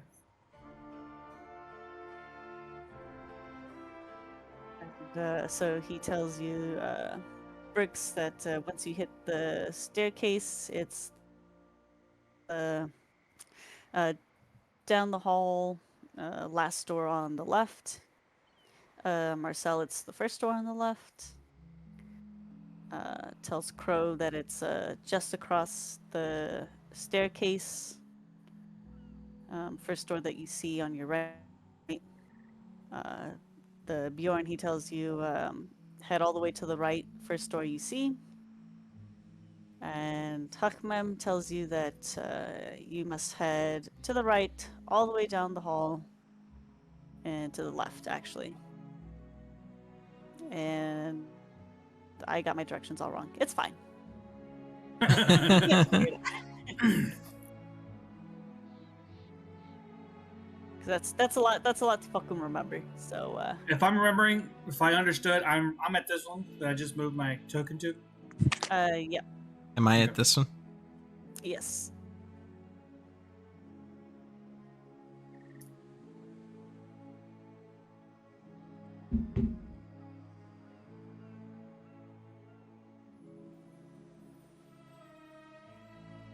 You got it, Crow? I think so. Where'd my character go? I lost him. There you go. Oh, thanks. Across from the staircase, so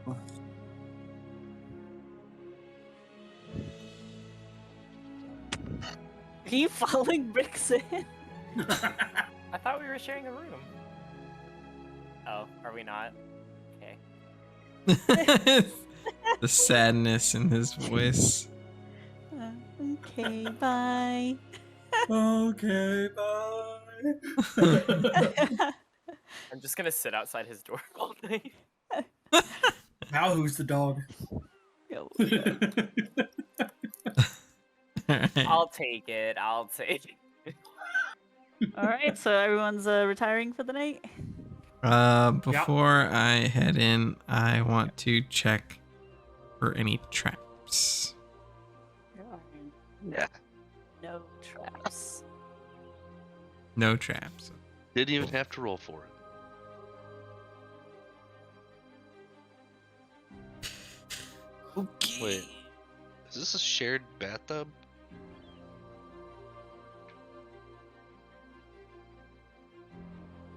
I don't think so, because No. that looks like the only door. yeah, it doesn't look like it. Yeah. In the bath.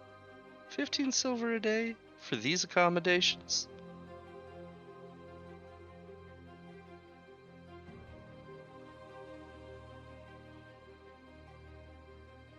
All right, so by the time you guys are settling in, it's it's well past 7 or 8 o'clock, and Bjorn, you hear banging at your door. Hi, come in. And you see a burly dwarf come in with tattoos across her face, painted white, and she said, That skinny elf with wings told me that somebody needed some tattoos. Is that you? I want to look at her. Do I think she's good looking? I'm gonna go ahead and say yes. I guess because I can only see her face. Yes. I'm gonna go with. So I'm gonna say, well, hello there, beautiful. Name's Bjorn Ironside. How are you doing tonight? Your names could be rat's ass for all I care. What do you want? Spicy, just like I like them. Oh my god. So, I don't know what it is called, but a traveler once told me about a needle that gave a tattoo that was supposed to increase your melee combat. Do you know what I am talking about? Oh, a stranger told you this today. And if a stranger told you that ghosts would come down from the sky, crept from a pelican. Would you believe that too? No. No, I wouldn't. So you're telling me Why you don't would I even know what believe you're a looking tattoo? for? He never told me the name. He just said it was a tattoo. And as you can see, and I kind of point at my armaments, I'm a melee combat enthusiast.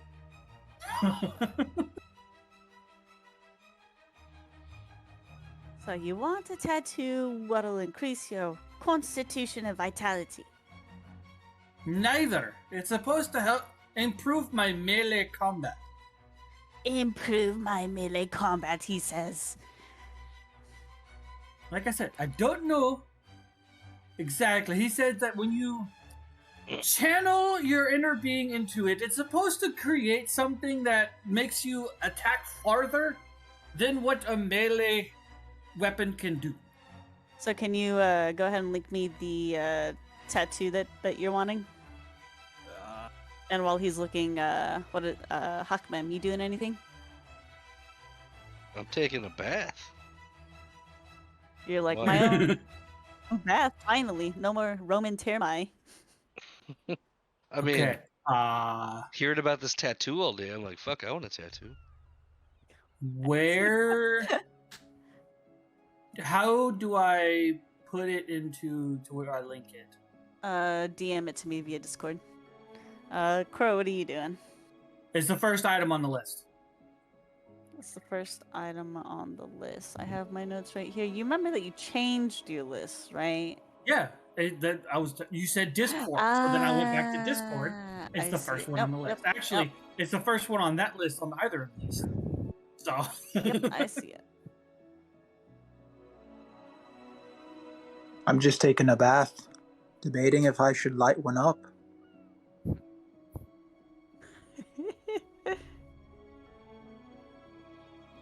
You're a master of that debating, Mucha. Let's see, that's an E. Ah, here we go. Let's see.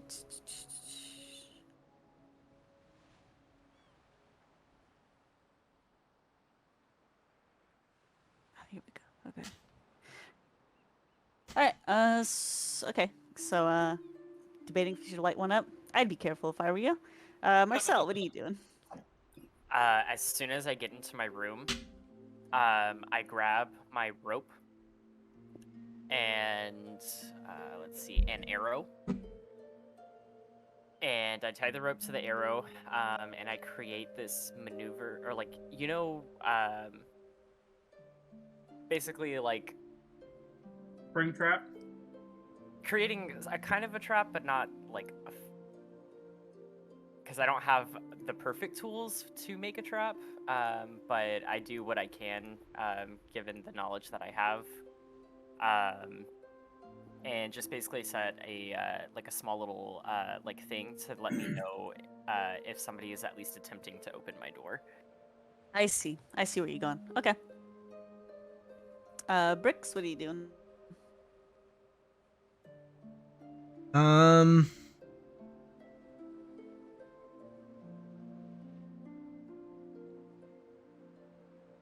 I think I'm just going to set some of my things off to the side.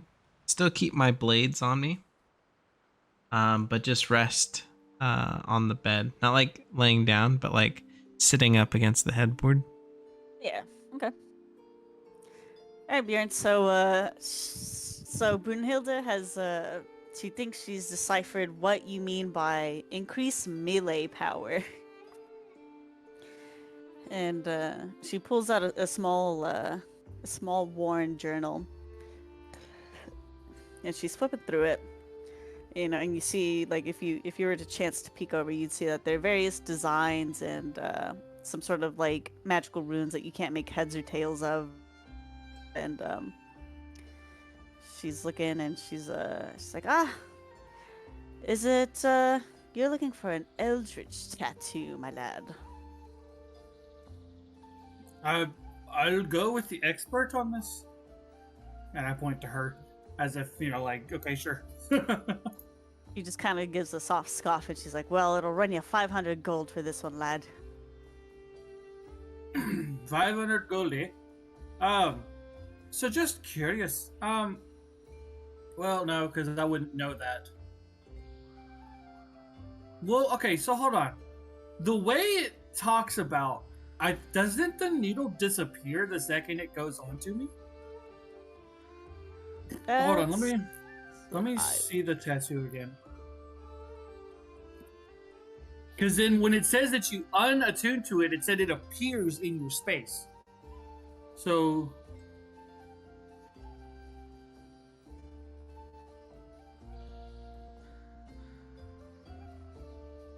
yeah, okay, so the needle turns into the ink that becomes the tattoo. Yeah. So then I would essentially get the needle as well. Yeah. Okay. All right, well, if that's what you think it is, and then I kind of, knowing what armor that I have, because I'm pretty sure you also have to have it, like, visible. What on splint mail? Like, is there any spots? I don't think so. You could tattoo your face. That's what I was thinking, but it'd be kind of weird, as far as blocking perception, if all of a sudden I have tendrils coming from my face. Why not? That's kind of hot. Okay, question. You could also try, like, your Would elbows, you- maybe? Or your hands? Would you allow me, because I think, as far as split mail, it doesn't say what, like, part makes up the splint. Can I just have no gloves and it'd be fine and just put it on my hands? Sure. Okay. So I'll just motion to put it on to my my left hand. That's the one I use my axe with. All right. Well, lad, if you're ready to do it now, you give me half now and half when we're done. But I Hey, warn you, it's gonna take most of the night. not worried. Not worried. And I Right. hand over 250. And from her own bag, she pulls out. I don't know. Actually, she's like, "All right, well, follow me to my parlor then, lad. We've got a long night ahead of us." Your place, eh? I like this already. Wait, you just like moved. Okay.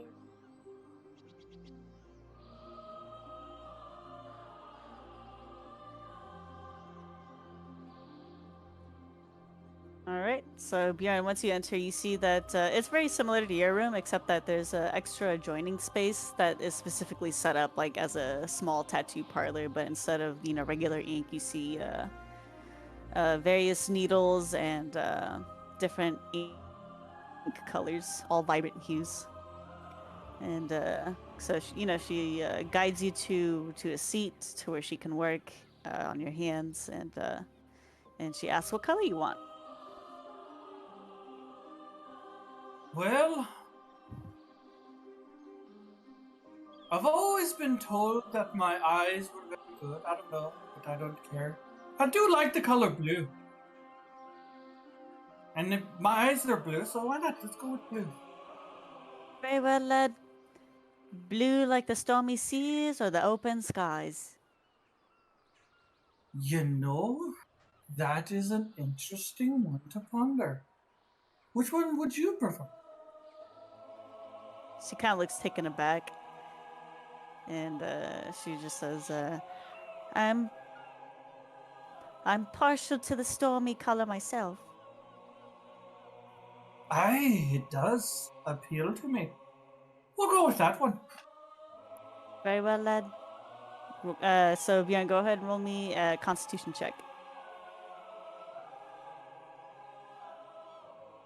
I'm not in what you call it, so I don't get proficient, or I don't get what you call it.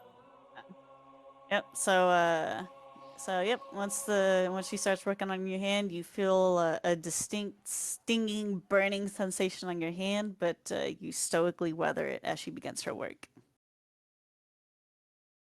So as she's doing her work, so how long have you been in the tattoo business?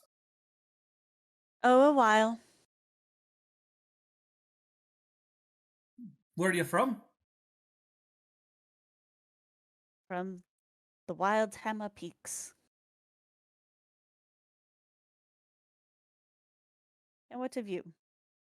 I'm from the Lonely Mountain. I forgot about that.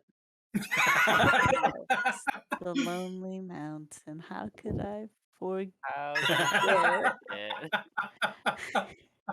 it? I I'm on a mission. My king was stricken with a curse. He's solid diamond right now, and I am charged with the task of finding the cure for it. She does not even look like the least phased by it. By what you said, like a curse and like where you're from and like your mission. Oh, whoops, that was the wrong one. Um, and so she's like, "Oh, everyone's got some story and some grand mission they've got to take on." Hold on 1 second. Yeah, Why do you have the door closed if your dog is out here? gotta she's She's being quite calm. she's always She calm. wants someone so bad. And every time she gets close to it, bubbles up to it, let more water out. I know what she's talking about. I tried to get her and take her up there. Chocolate, Nothing out. to worry about. Chocolate, Chocolate, out, and she was just freaking out. out. Chocolate. Chocolate. All dogs out. Doom, mute yourself. Thank you. Sorry about that. So where were we? She was nonplussed by your declaration of your mission and the gravity of it and what you're doing, and she's just like, "Yeah, everyone's got one of those stories." Yeah. This is very true. So what made you want to leave your hometown? Same reason as you, I suppose. Dreaming of a grander life. My grander life is just working as a blacksmith. I enjoy it. The manhandling the metal is it's actually quite fun. Everyone has their hobbies. As I motion to her doing hers. This is very true. Alright, so we're gonna cut out from there and we're gonna go to Marcel and Bricks. Alright. So what you guys doing anything in particular or just kinda mucking around? I'm just mucking around. Same here. But similar to like what Brick said, I have my bow so close to my bed. It's like within arm's reach for me to just grab.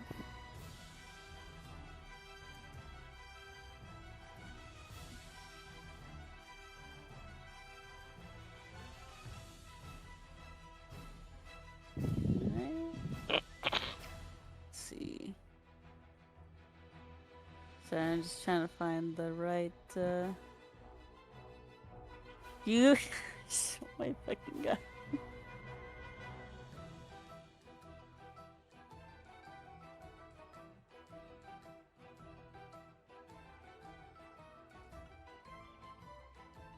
That's what it's called, okay.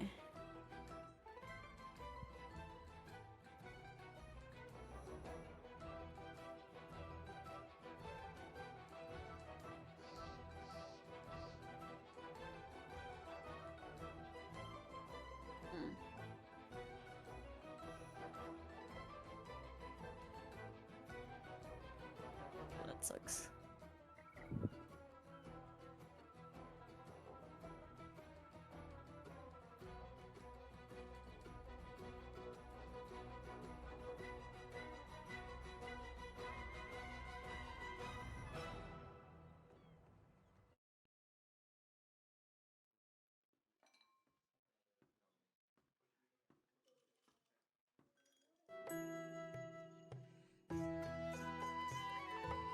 See who to pick. All right. So let's see, Bricks. I'm gonna need you to make a perception check. Okay.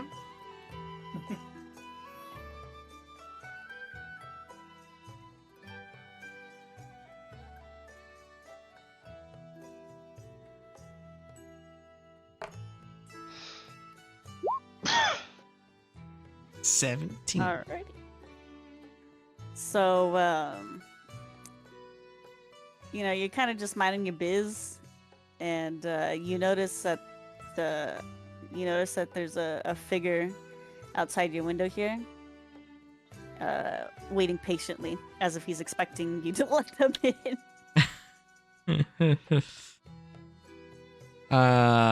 Do I recognize this figure? Yeah, you do. Okay, I'll let them in.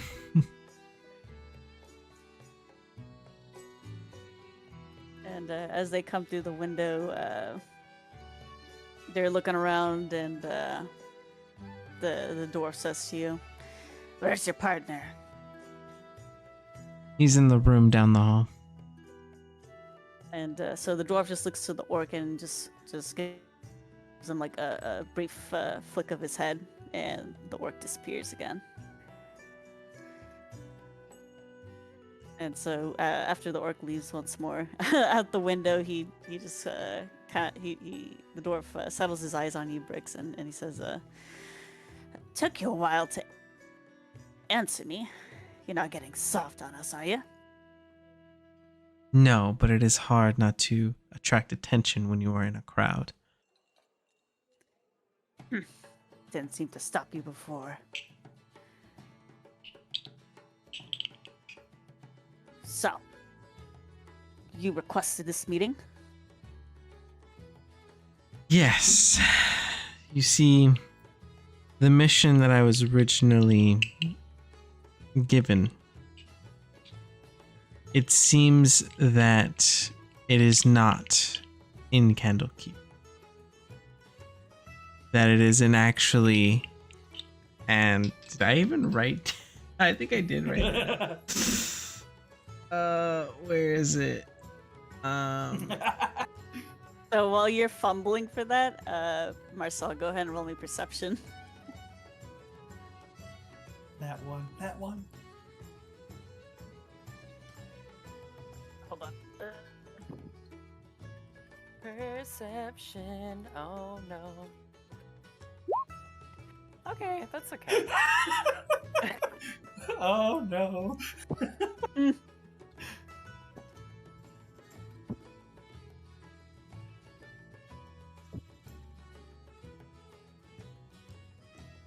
I'm in bed.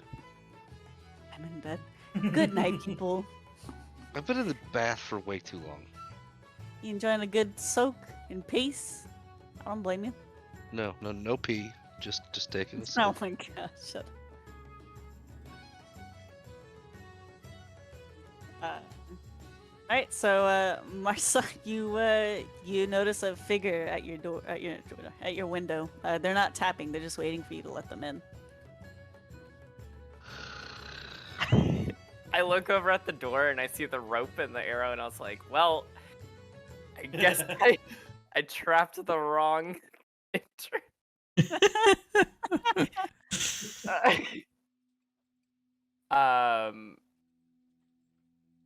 I am a little bit hesitant, but I let them in.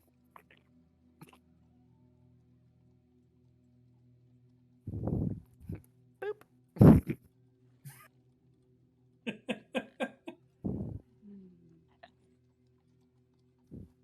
Are you let him in? Okay, so you see the orc. He doesn't actually step in. He just he motions with his head to the room next door, which he knows is belongs to Bricks.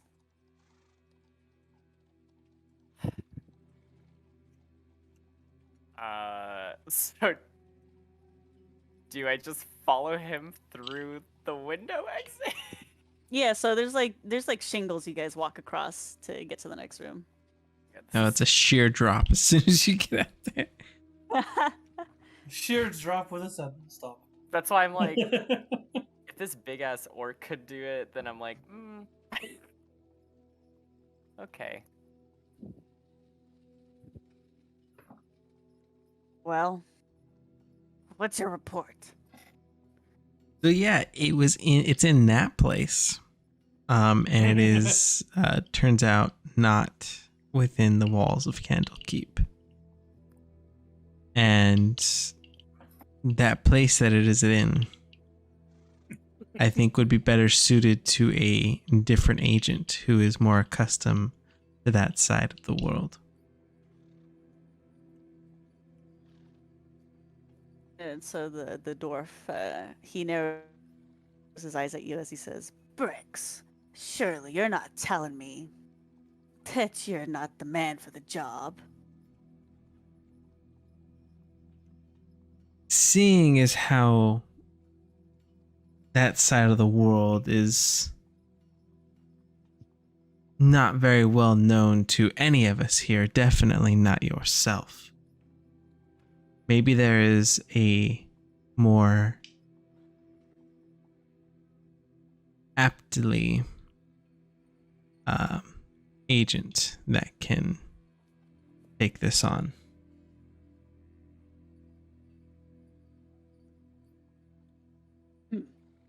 So as the dwarf is kind of pondering your words, you see the orc stand at attention, and he just barks one word, and he says, "Silence." Wait, how long And- does he bark?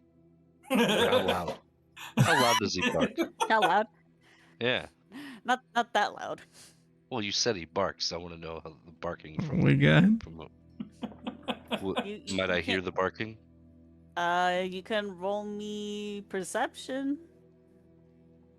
Does Or my s- passive perception hear this? how- No, did you I You're hear heard in the the middle oh of getting my a god. tattoo. Yes, you heard a faint bark. You think it's bird? You're in the middle of getting a tattoo, and you think you're hearing stuff. All right. That's why I said passive. I didn't say I was gonna So- roll on it. You're I not start even heading here down the anymore. hallway to tell Bricks to keep it down. Oh my god. Bricks, so as the orc tells you guys basically to shut up, through the window climbs Garag. Okay. And he I will Thirsty. immediately looks about the room bow. and No, the name is terrifying in its own. Just let me know when I get to the door. all right. So he looks around the room and he has a congenial expression on his face as he says, "I'm not hearing that our esteemed Bricks is throwing in the towel on this mission. Surely my ears deceive me."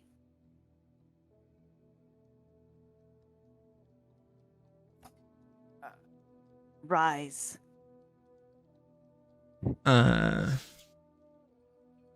Rise, Bricks, and tell me why you have not found what we seek. Okay, I will rise and A whole foot. That's You said stand up. Lord of the Ninth Eye. It is not that I am throwing in the towel. It is just that I feel that my abilities can be better suited to the guild elsewhere, not halfway across Toro.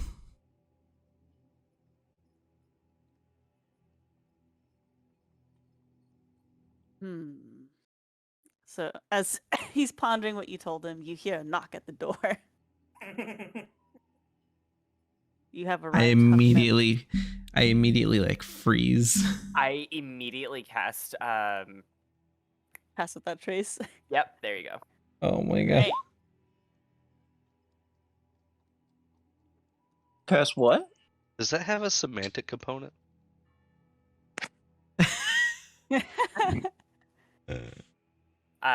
So basically, Pass Without a Trace is a veil of shadows Let me. that allows us to increase our stealth. All right. He's just Oh. asking how you cast it. Does it have a Like- semantic component? Yes, Does it it have does. a verbal? Yeah, Yeah. do you have Oh, to- do hey, you have look, to it's speak? verbal. You got to say that shit out loud, pal. Or he can just whisper it. I've or heard he it can more than whisper- once. I've heard he it can more than whisper once. it. I know the sound of it. Yeah, God damn it. I whisper the incantation. Yeah. Yeah. You don't have a casting focus?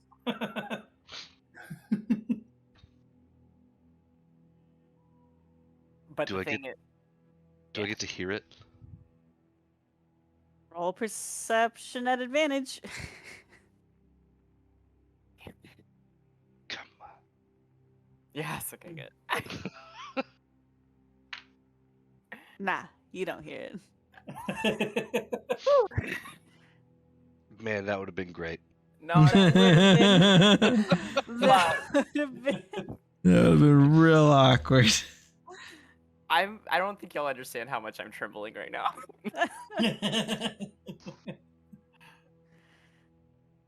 All right, Briggs, your door is knocking, and even through within the veil of shadows, you see Garag give you a sharp look. I cast it on everyone in the room except for Bricks, by the way. eh. And then this is the stealth check. Damn, 33? Fuck. 23. Close though. No, but you added to it. With Oh Yeah, yeah, you add the 10 you're to it. right. You're right. yeah, you were close. He was closer.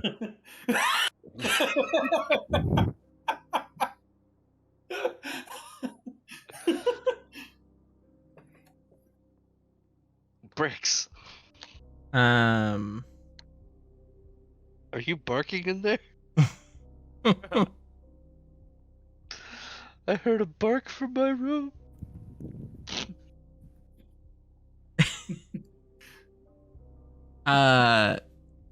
Fuck. What do I say? I'll turn around still. I won't open the door yet. And I'll just say, it must have been a trick of the wind. Nobody here is barking. Oh, that was not a trick of the wind.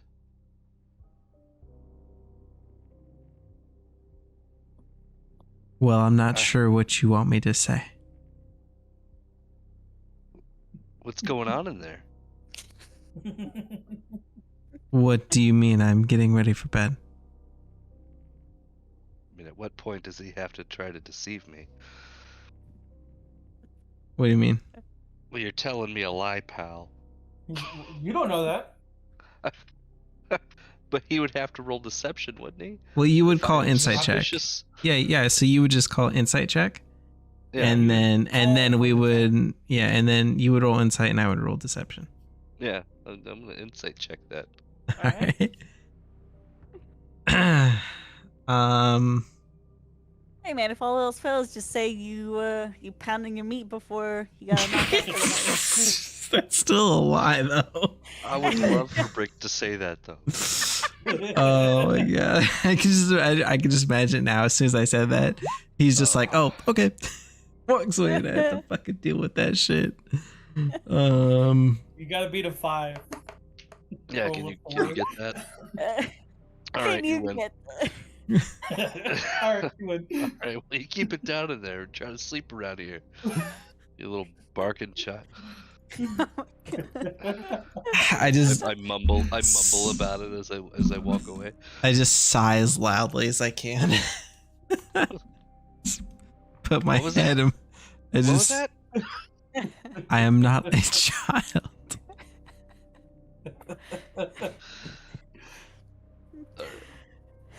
I go back to bed. So Garag lays his eyes on you again, Bricks, and he says, "I see you've made some friends in your time at Candlekeep." They are not my friends. I have no friends. When he He says just that, chuckles. He just says that. chuckles and says, "As you say." Go ahead, Marcel. as he says that, I say, "Well," and then I acknowledge the tension in the room, and I say, "Never mind." I have thoughts about killing one or two of them on the occasion.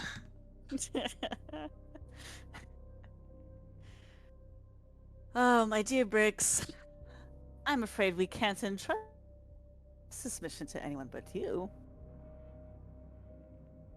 So you would have Our me. other members are engaged in other matters at the present. We currently have no one on our roster with the same expertise and skill as you who is available to take this on.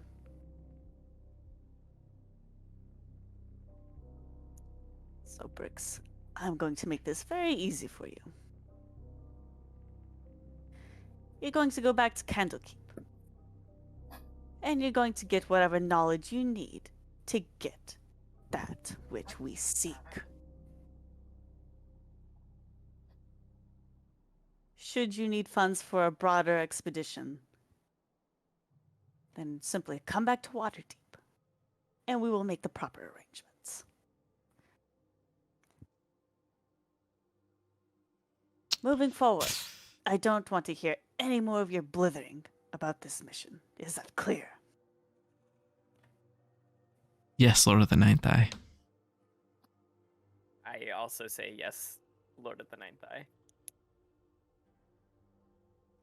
And so Garag turns to you, Marcel, and he gives you a severe condescending look.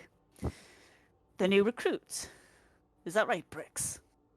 He's making eye Yes. contact with you, Marcel, but he's talking to Bricks.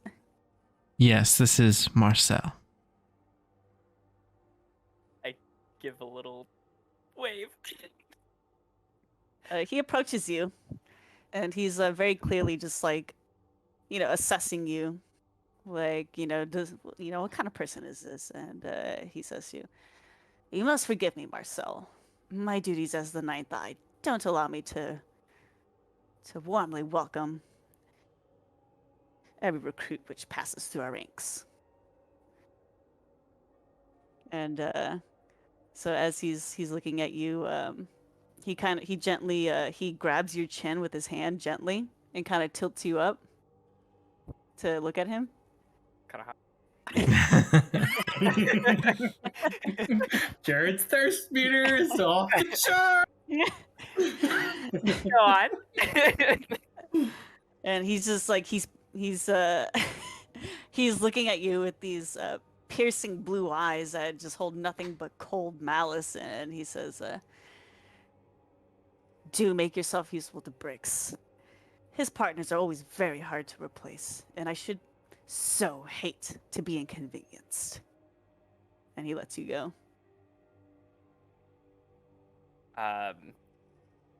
With like the kind of shake in my voice, I say, I know my mission to this guild and what I hold to Bricks. You do well to remember that, boy.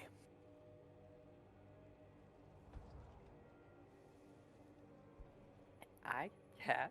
No, I'm kidding.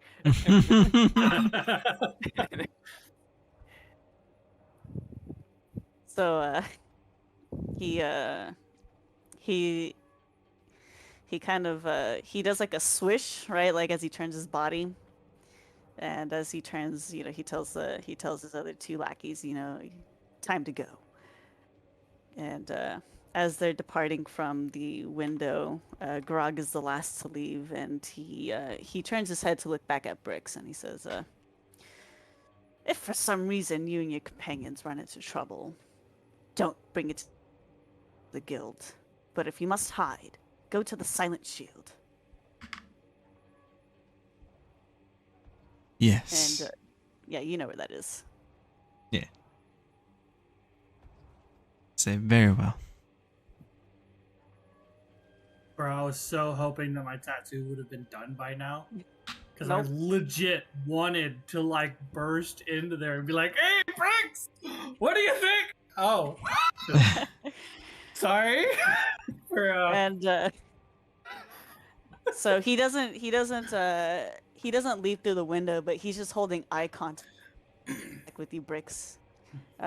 He's just staring at you, and the globes in your room that emit those colorful hues, they start to dim erratically before it all goes dark, and when the light returns, he's gone.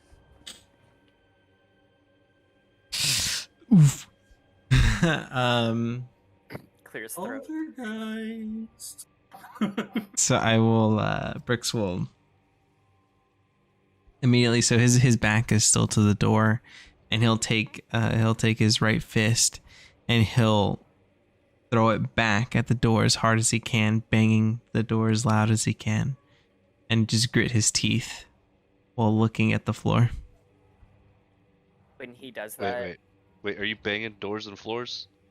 Doors, yes, and looking at floors. so when I'm he's on my doing way. that, I ready my bow and point it at Bricks, and I say, "You need to stop. You need to calm down. You're gonna draw attention to us." You dare point that weapon at me? Put it down. Foolish. I hesitate, but I put the bow down.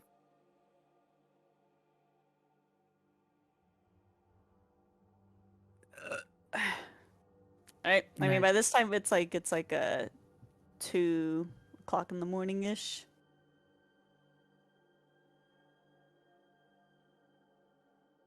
I'm banging on the door.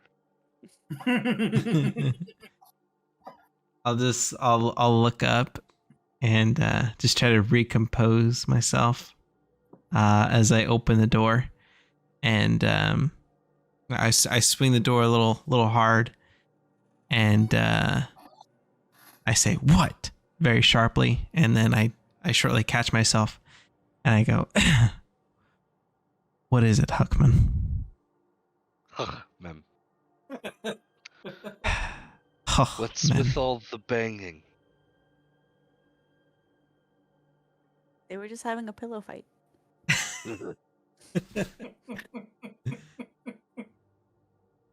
Marcel just upset me, that is all. Why are y'all even hanging out at this hour? And banging? On the door. Yes. Bang, bang, bang on the door, baby. Okay, sorry. I chime in and I say, "Sorry, I think the wine just got to my head and something just really upset me, and I needed to address it with Bricks." Relationship problems. Okay. Wait, you're not gonna check that one, Huckman? Check that. Nope. Nope. He's an emotional guy, and I know that.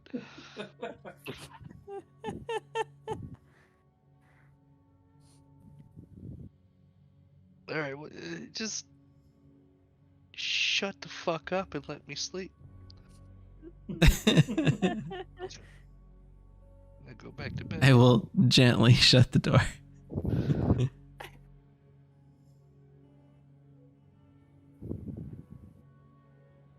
All right, Bricks Marcel, what do? You've been giving your marching orders. I look at Bricks and I tell him, "I told you since we got here that we were being watched and that we were having to be arranged for a meeting, and I knew it was coming soon." I just wish he would have seen the reasoning so that we may be, albeit temporarily, freed of a mission to do as we please. But it seems the eyes have other plans for us. I smirk and I say, "You have chosen your words wisely. A wish is what they want. A wish is what they will get." And I'll just repeat, a wish is what they want. A wish is what they will get. Indeed.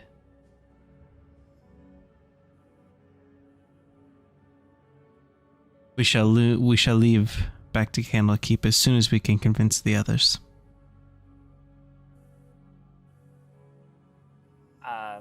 And then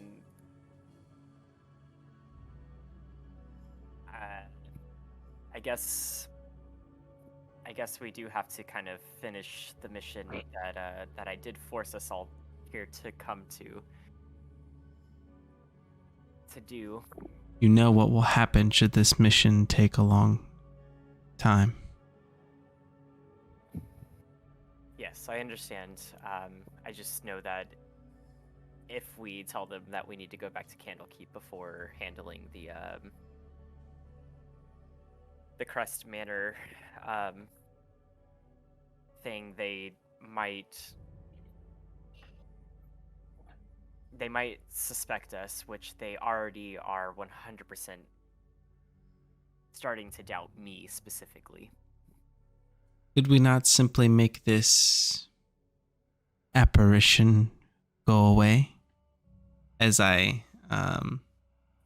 hold out my hand and I start to form a little firebolt in it.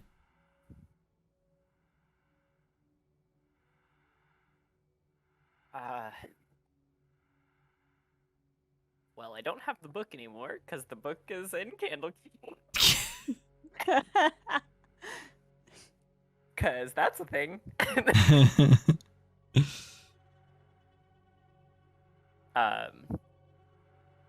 I look over at Brix and I say, I don't think magic will get us out of this mission or our overall mission with the guild.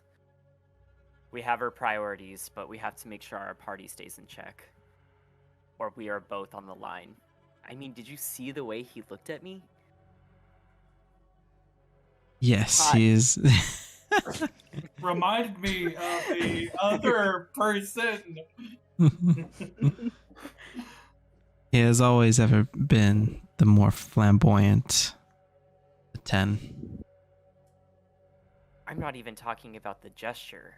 Looking into his eyes, it was pure deceit, pure evil. He means to kill us. I mean 11. 11 is what I meant.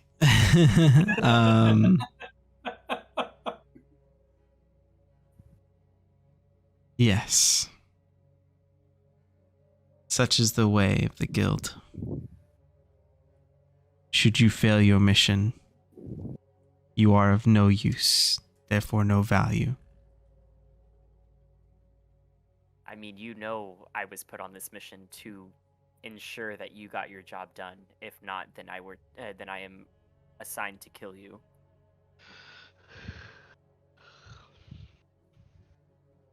I had surmised as much. But now things don't seem to be so. It seems my contract is very limited.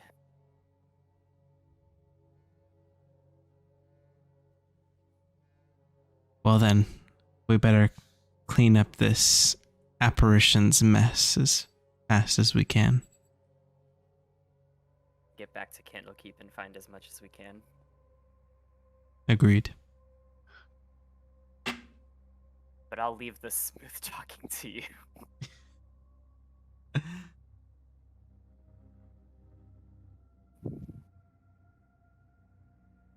And then carelessly, I'm going to walk out and go back to my room and set off my stupid trap. Wait, did you lock your door? We trapped his door. Yeah, I had trapped my door.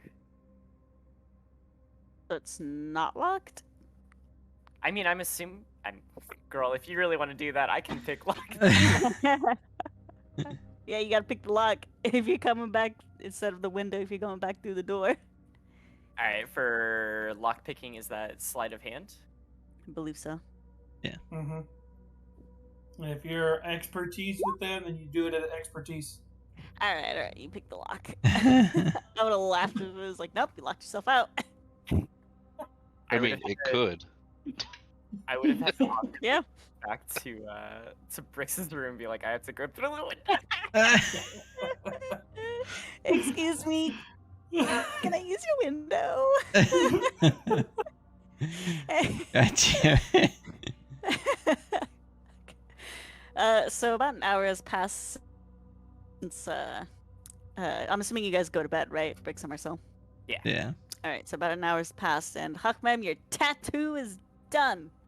Who? Mem got a Or tattoo. not, no, Sweet. He did not. Bjorn, your tattoo is done. So I look at it.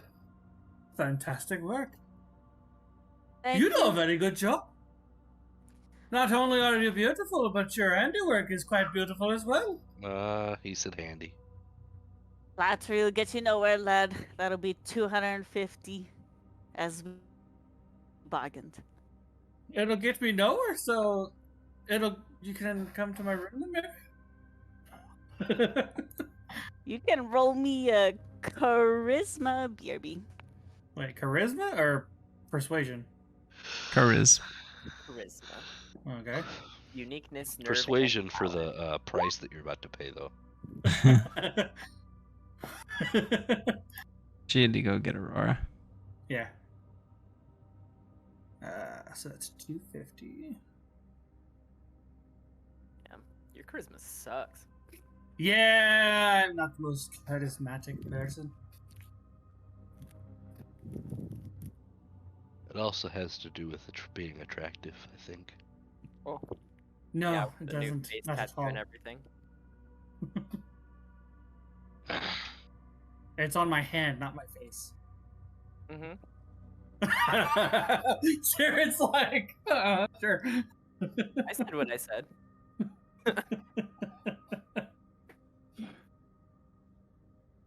I thought about putting it on my face because there are some tattoos that look fucking amazing on the face, but with the helmet and then blocking line of sight with the tendrils just wriggling in front of my face, yeah, no.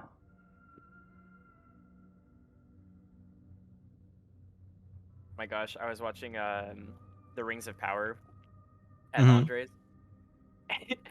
And as soon as it got to the dwarf scene, he was like, "Oh," and I was like, "Shut up." I was like, "Sir, keep it in your pants. These dwarves do not want it." How'd you like it? I think it's pretty interesting. I like that the world building is kind of expanding on, like, basically the spots that we didn't really get to enjoy Yeah. in the actual Lord of the Rings. Yeah, I thought it was But, pretty slow. It's very slow. Not really a fan of this elf girl. Galadriel? Yeah, no, she's she pretty stuck up. And it made me laugh so hard whenever she was like, that vial of yours, like, is that for like your king or whatever? It just made me laugh because I was like, oh, I see it. Wait, what? The human vial? that was on the boat with her, his necklace was Oh yeah, was that for your would-be king? Yeah. Like, we have no king. and then years later they're still trying.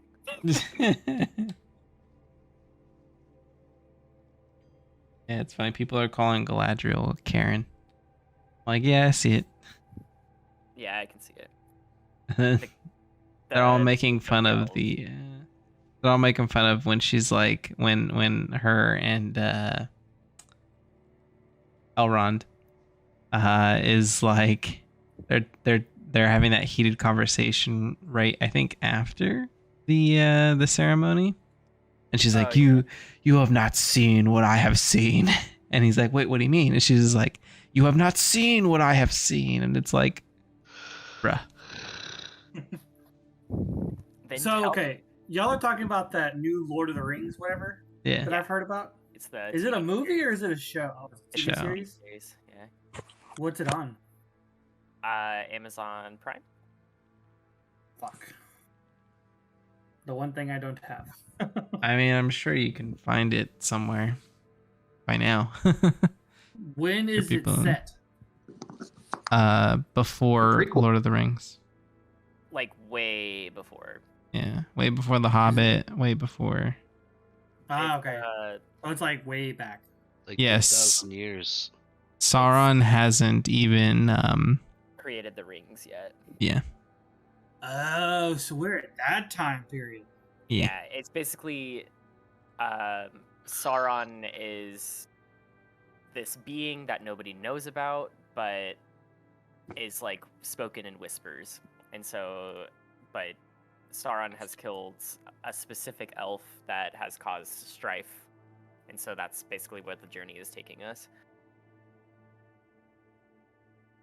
And then the hobbits haven't even made the Shire yet. Are they hobbits though? I mean, I guess they. They're Hardfoots. Yeah, there's Which something. become hobbits later on. The Proudfit. The Proudfoot.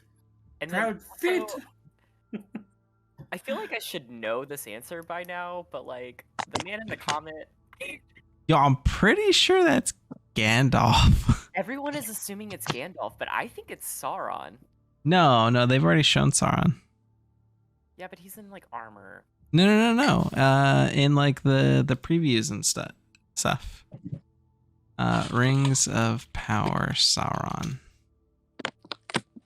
He is the Slim Shady looking guy. What the hell? The Slim Shady. Yeah, watch. You guys will immediately be like, "Yep, that's Slim Shady." Yeah. Who's the real Shady? The real Slim Shady. I cannot. I don't see it. Oh, it's loading right now. Oh, There we go. Even fandoms are like, that's Slim Shady. Bruh. Did Eminem actually start getting into the... What the dude? He does look like that. Yeah. Yo, I'm Slim Shady. I guess I'm the real Shady. I the Slim Shadys are just imitated. Looks So, so- the real Slim Shady, please stand up. Please stand up. No, that's not Slim Shady. That's Marshall Mathers right there. Okay. I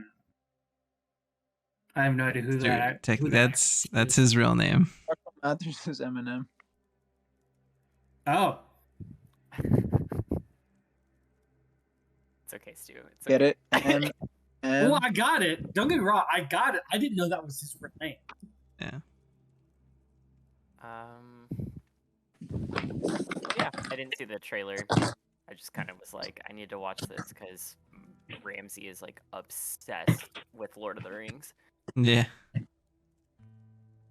And I know a lot of the lore and like backstory and stuff,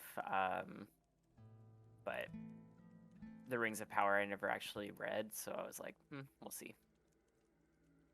Yeah, well, so from what I heard, so the Rings of Power is based off of the Silmarillion, I think is what it's called. Yeah. Which is it's not even a cohesive well, what this Silmarillion is based off of is not a cohesive story. It's just a bunch of notes that Tolkien made. And then so I heard that Amazon didn't even get the rights to the Silmarillion, and that they're just basing it off of that, but it's like an alternate kind of thing. That's what I heard, but I don't know if that's true or not. I mean, I wouldn't doubt it, to be honest. Yeah. Just because a lot of the things from what I had seen in episode 3, I was like, this isn't adding up. There's an episode 3? No, I meant episode 2. Sorry. Oh, okay. It was whatchamacallits. With the Sauron symbol, like calling Beckon symbol. I was like, Yeah. he doesn't leave traces like that. But yeah, there's a lot of things that a lot of people are like, Oh my where god, are you they taking this? I was gonna so you remember when Galadriel jumped off the ship? Yeah. I was about to be so pissed if in the next scene she's just magically on land. I literally was thinking about that. I was like, they're just gonna boop her. Bruh, Okay. she crossed an entire ocean in 30 seconds. What the fuck? But no, they did it right. I was like, No. okay. Lady of the Lake. Enough said. Shit, I guess. Fuck. All right, so I'm back. So you rolled a Welcome back. charisma. Wow, you really wanted to do that, huh? I mean, it's not like it would have done any better. I thought it would have been, well, I guess persuasion's not really. I don't know. I wasn't expecting a charisma, but not like it would have really mattered. They're both charisma. They get the same. And if Jared can be thirsty at every single guy he sees, get my chance. All right. Tell you what, I'll let you roll that at advantage if you RP whatever it is you're charming her with. Okay.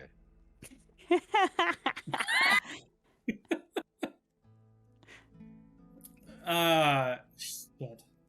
You've been gone for a decent. Now I kind of forgot what I was gonna say.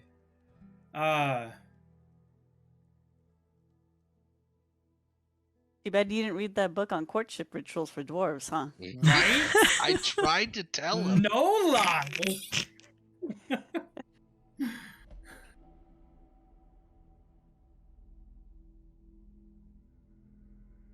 My God. You gonna Fuck, take the L on that one? It's too late. I'm fucking tired of shit, so I'll just take the L. Fuck it. On By your the way, way, I lad. can't see my character. Yeah, so yeah. I can't move him. Yeah, so she kind of shoos you out of her room. She's like, on your way, lad. And remember, you don't know me. And she kind of shoos you out of the room and closes the door. When she says that, I'll kind of whisper, "How can I forget a beautiful woman? But I do know where you live." Oh my god. Shit, mate. All right, so everyone's going to bed, huh? I mean, Well, it's almost time to wake up. I'm at least gonna take a bath. You gonna take a bath? Yeah, I mean, technically, I was, I didn't take a bath before I did all that, but it kind of need to take a bath. Not a long one, just enough to kind of wash everything off. Okay, all right. So you take a bath and then you turn it in for the night. Yeah. Don't wash your hand. All right. So everybody except Crow wakes up in the morning with level 1 exhaustion. Except for who? Understandable. Crow. Crow went to bed like a good boy. Stayed Whoa. in bed. I can't And be stayed woken in up. bed. I couldn't Wait, smoke, so Wait, what if I just keep sleeping until it's 8 hours? The long rest happens. If you went to bed at 3, that's like 11 o'clock in the morning. Fuck it. How does one put a point of exhaustion? You just kind of got to remember. Essentially, it just gives you disadvantage on all ability checks. Yeah.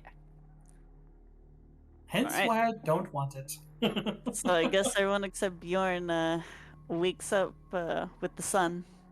And I think we'll leave it there since it's we're past time. all right. GG's. Yeah. Yeah, who knows? Maybe the next session we'll actually do the one shot. Yeah, we'll actually do something. It was quite the RP session. It was. This tattoo is awesome. I gotta actually add it Everybody's to my something. shopping, huh, man? You got yours. Now everybody gets their turn. What do you I mean? got frightened. That ain't no buy-in. I got trauma. I got trauma. My That's buy my water. took 15 minutes. These two purchases took 2.5 hours.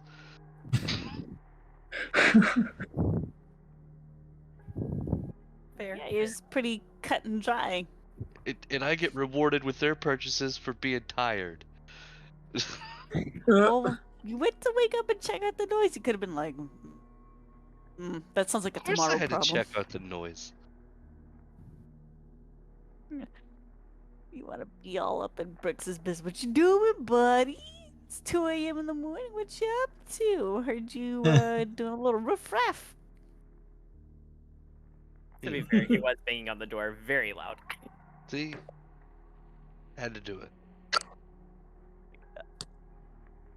All right, I'll see y'all. See ya. Alrighty, see ya. All right, dude. See ya. See ya. Yeah, I'm gonna head out too, so I'll catch y'all later. See you. Alrighty, see ya. Oh, Later. Michael. Huh. Andre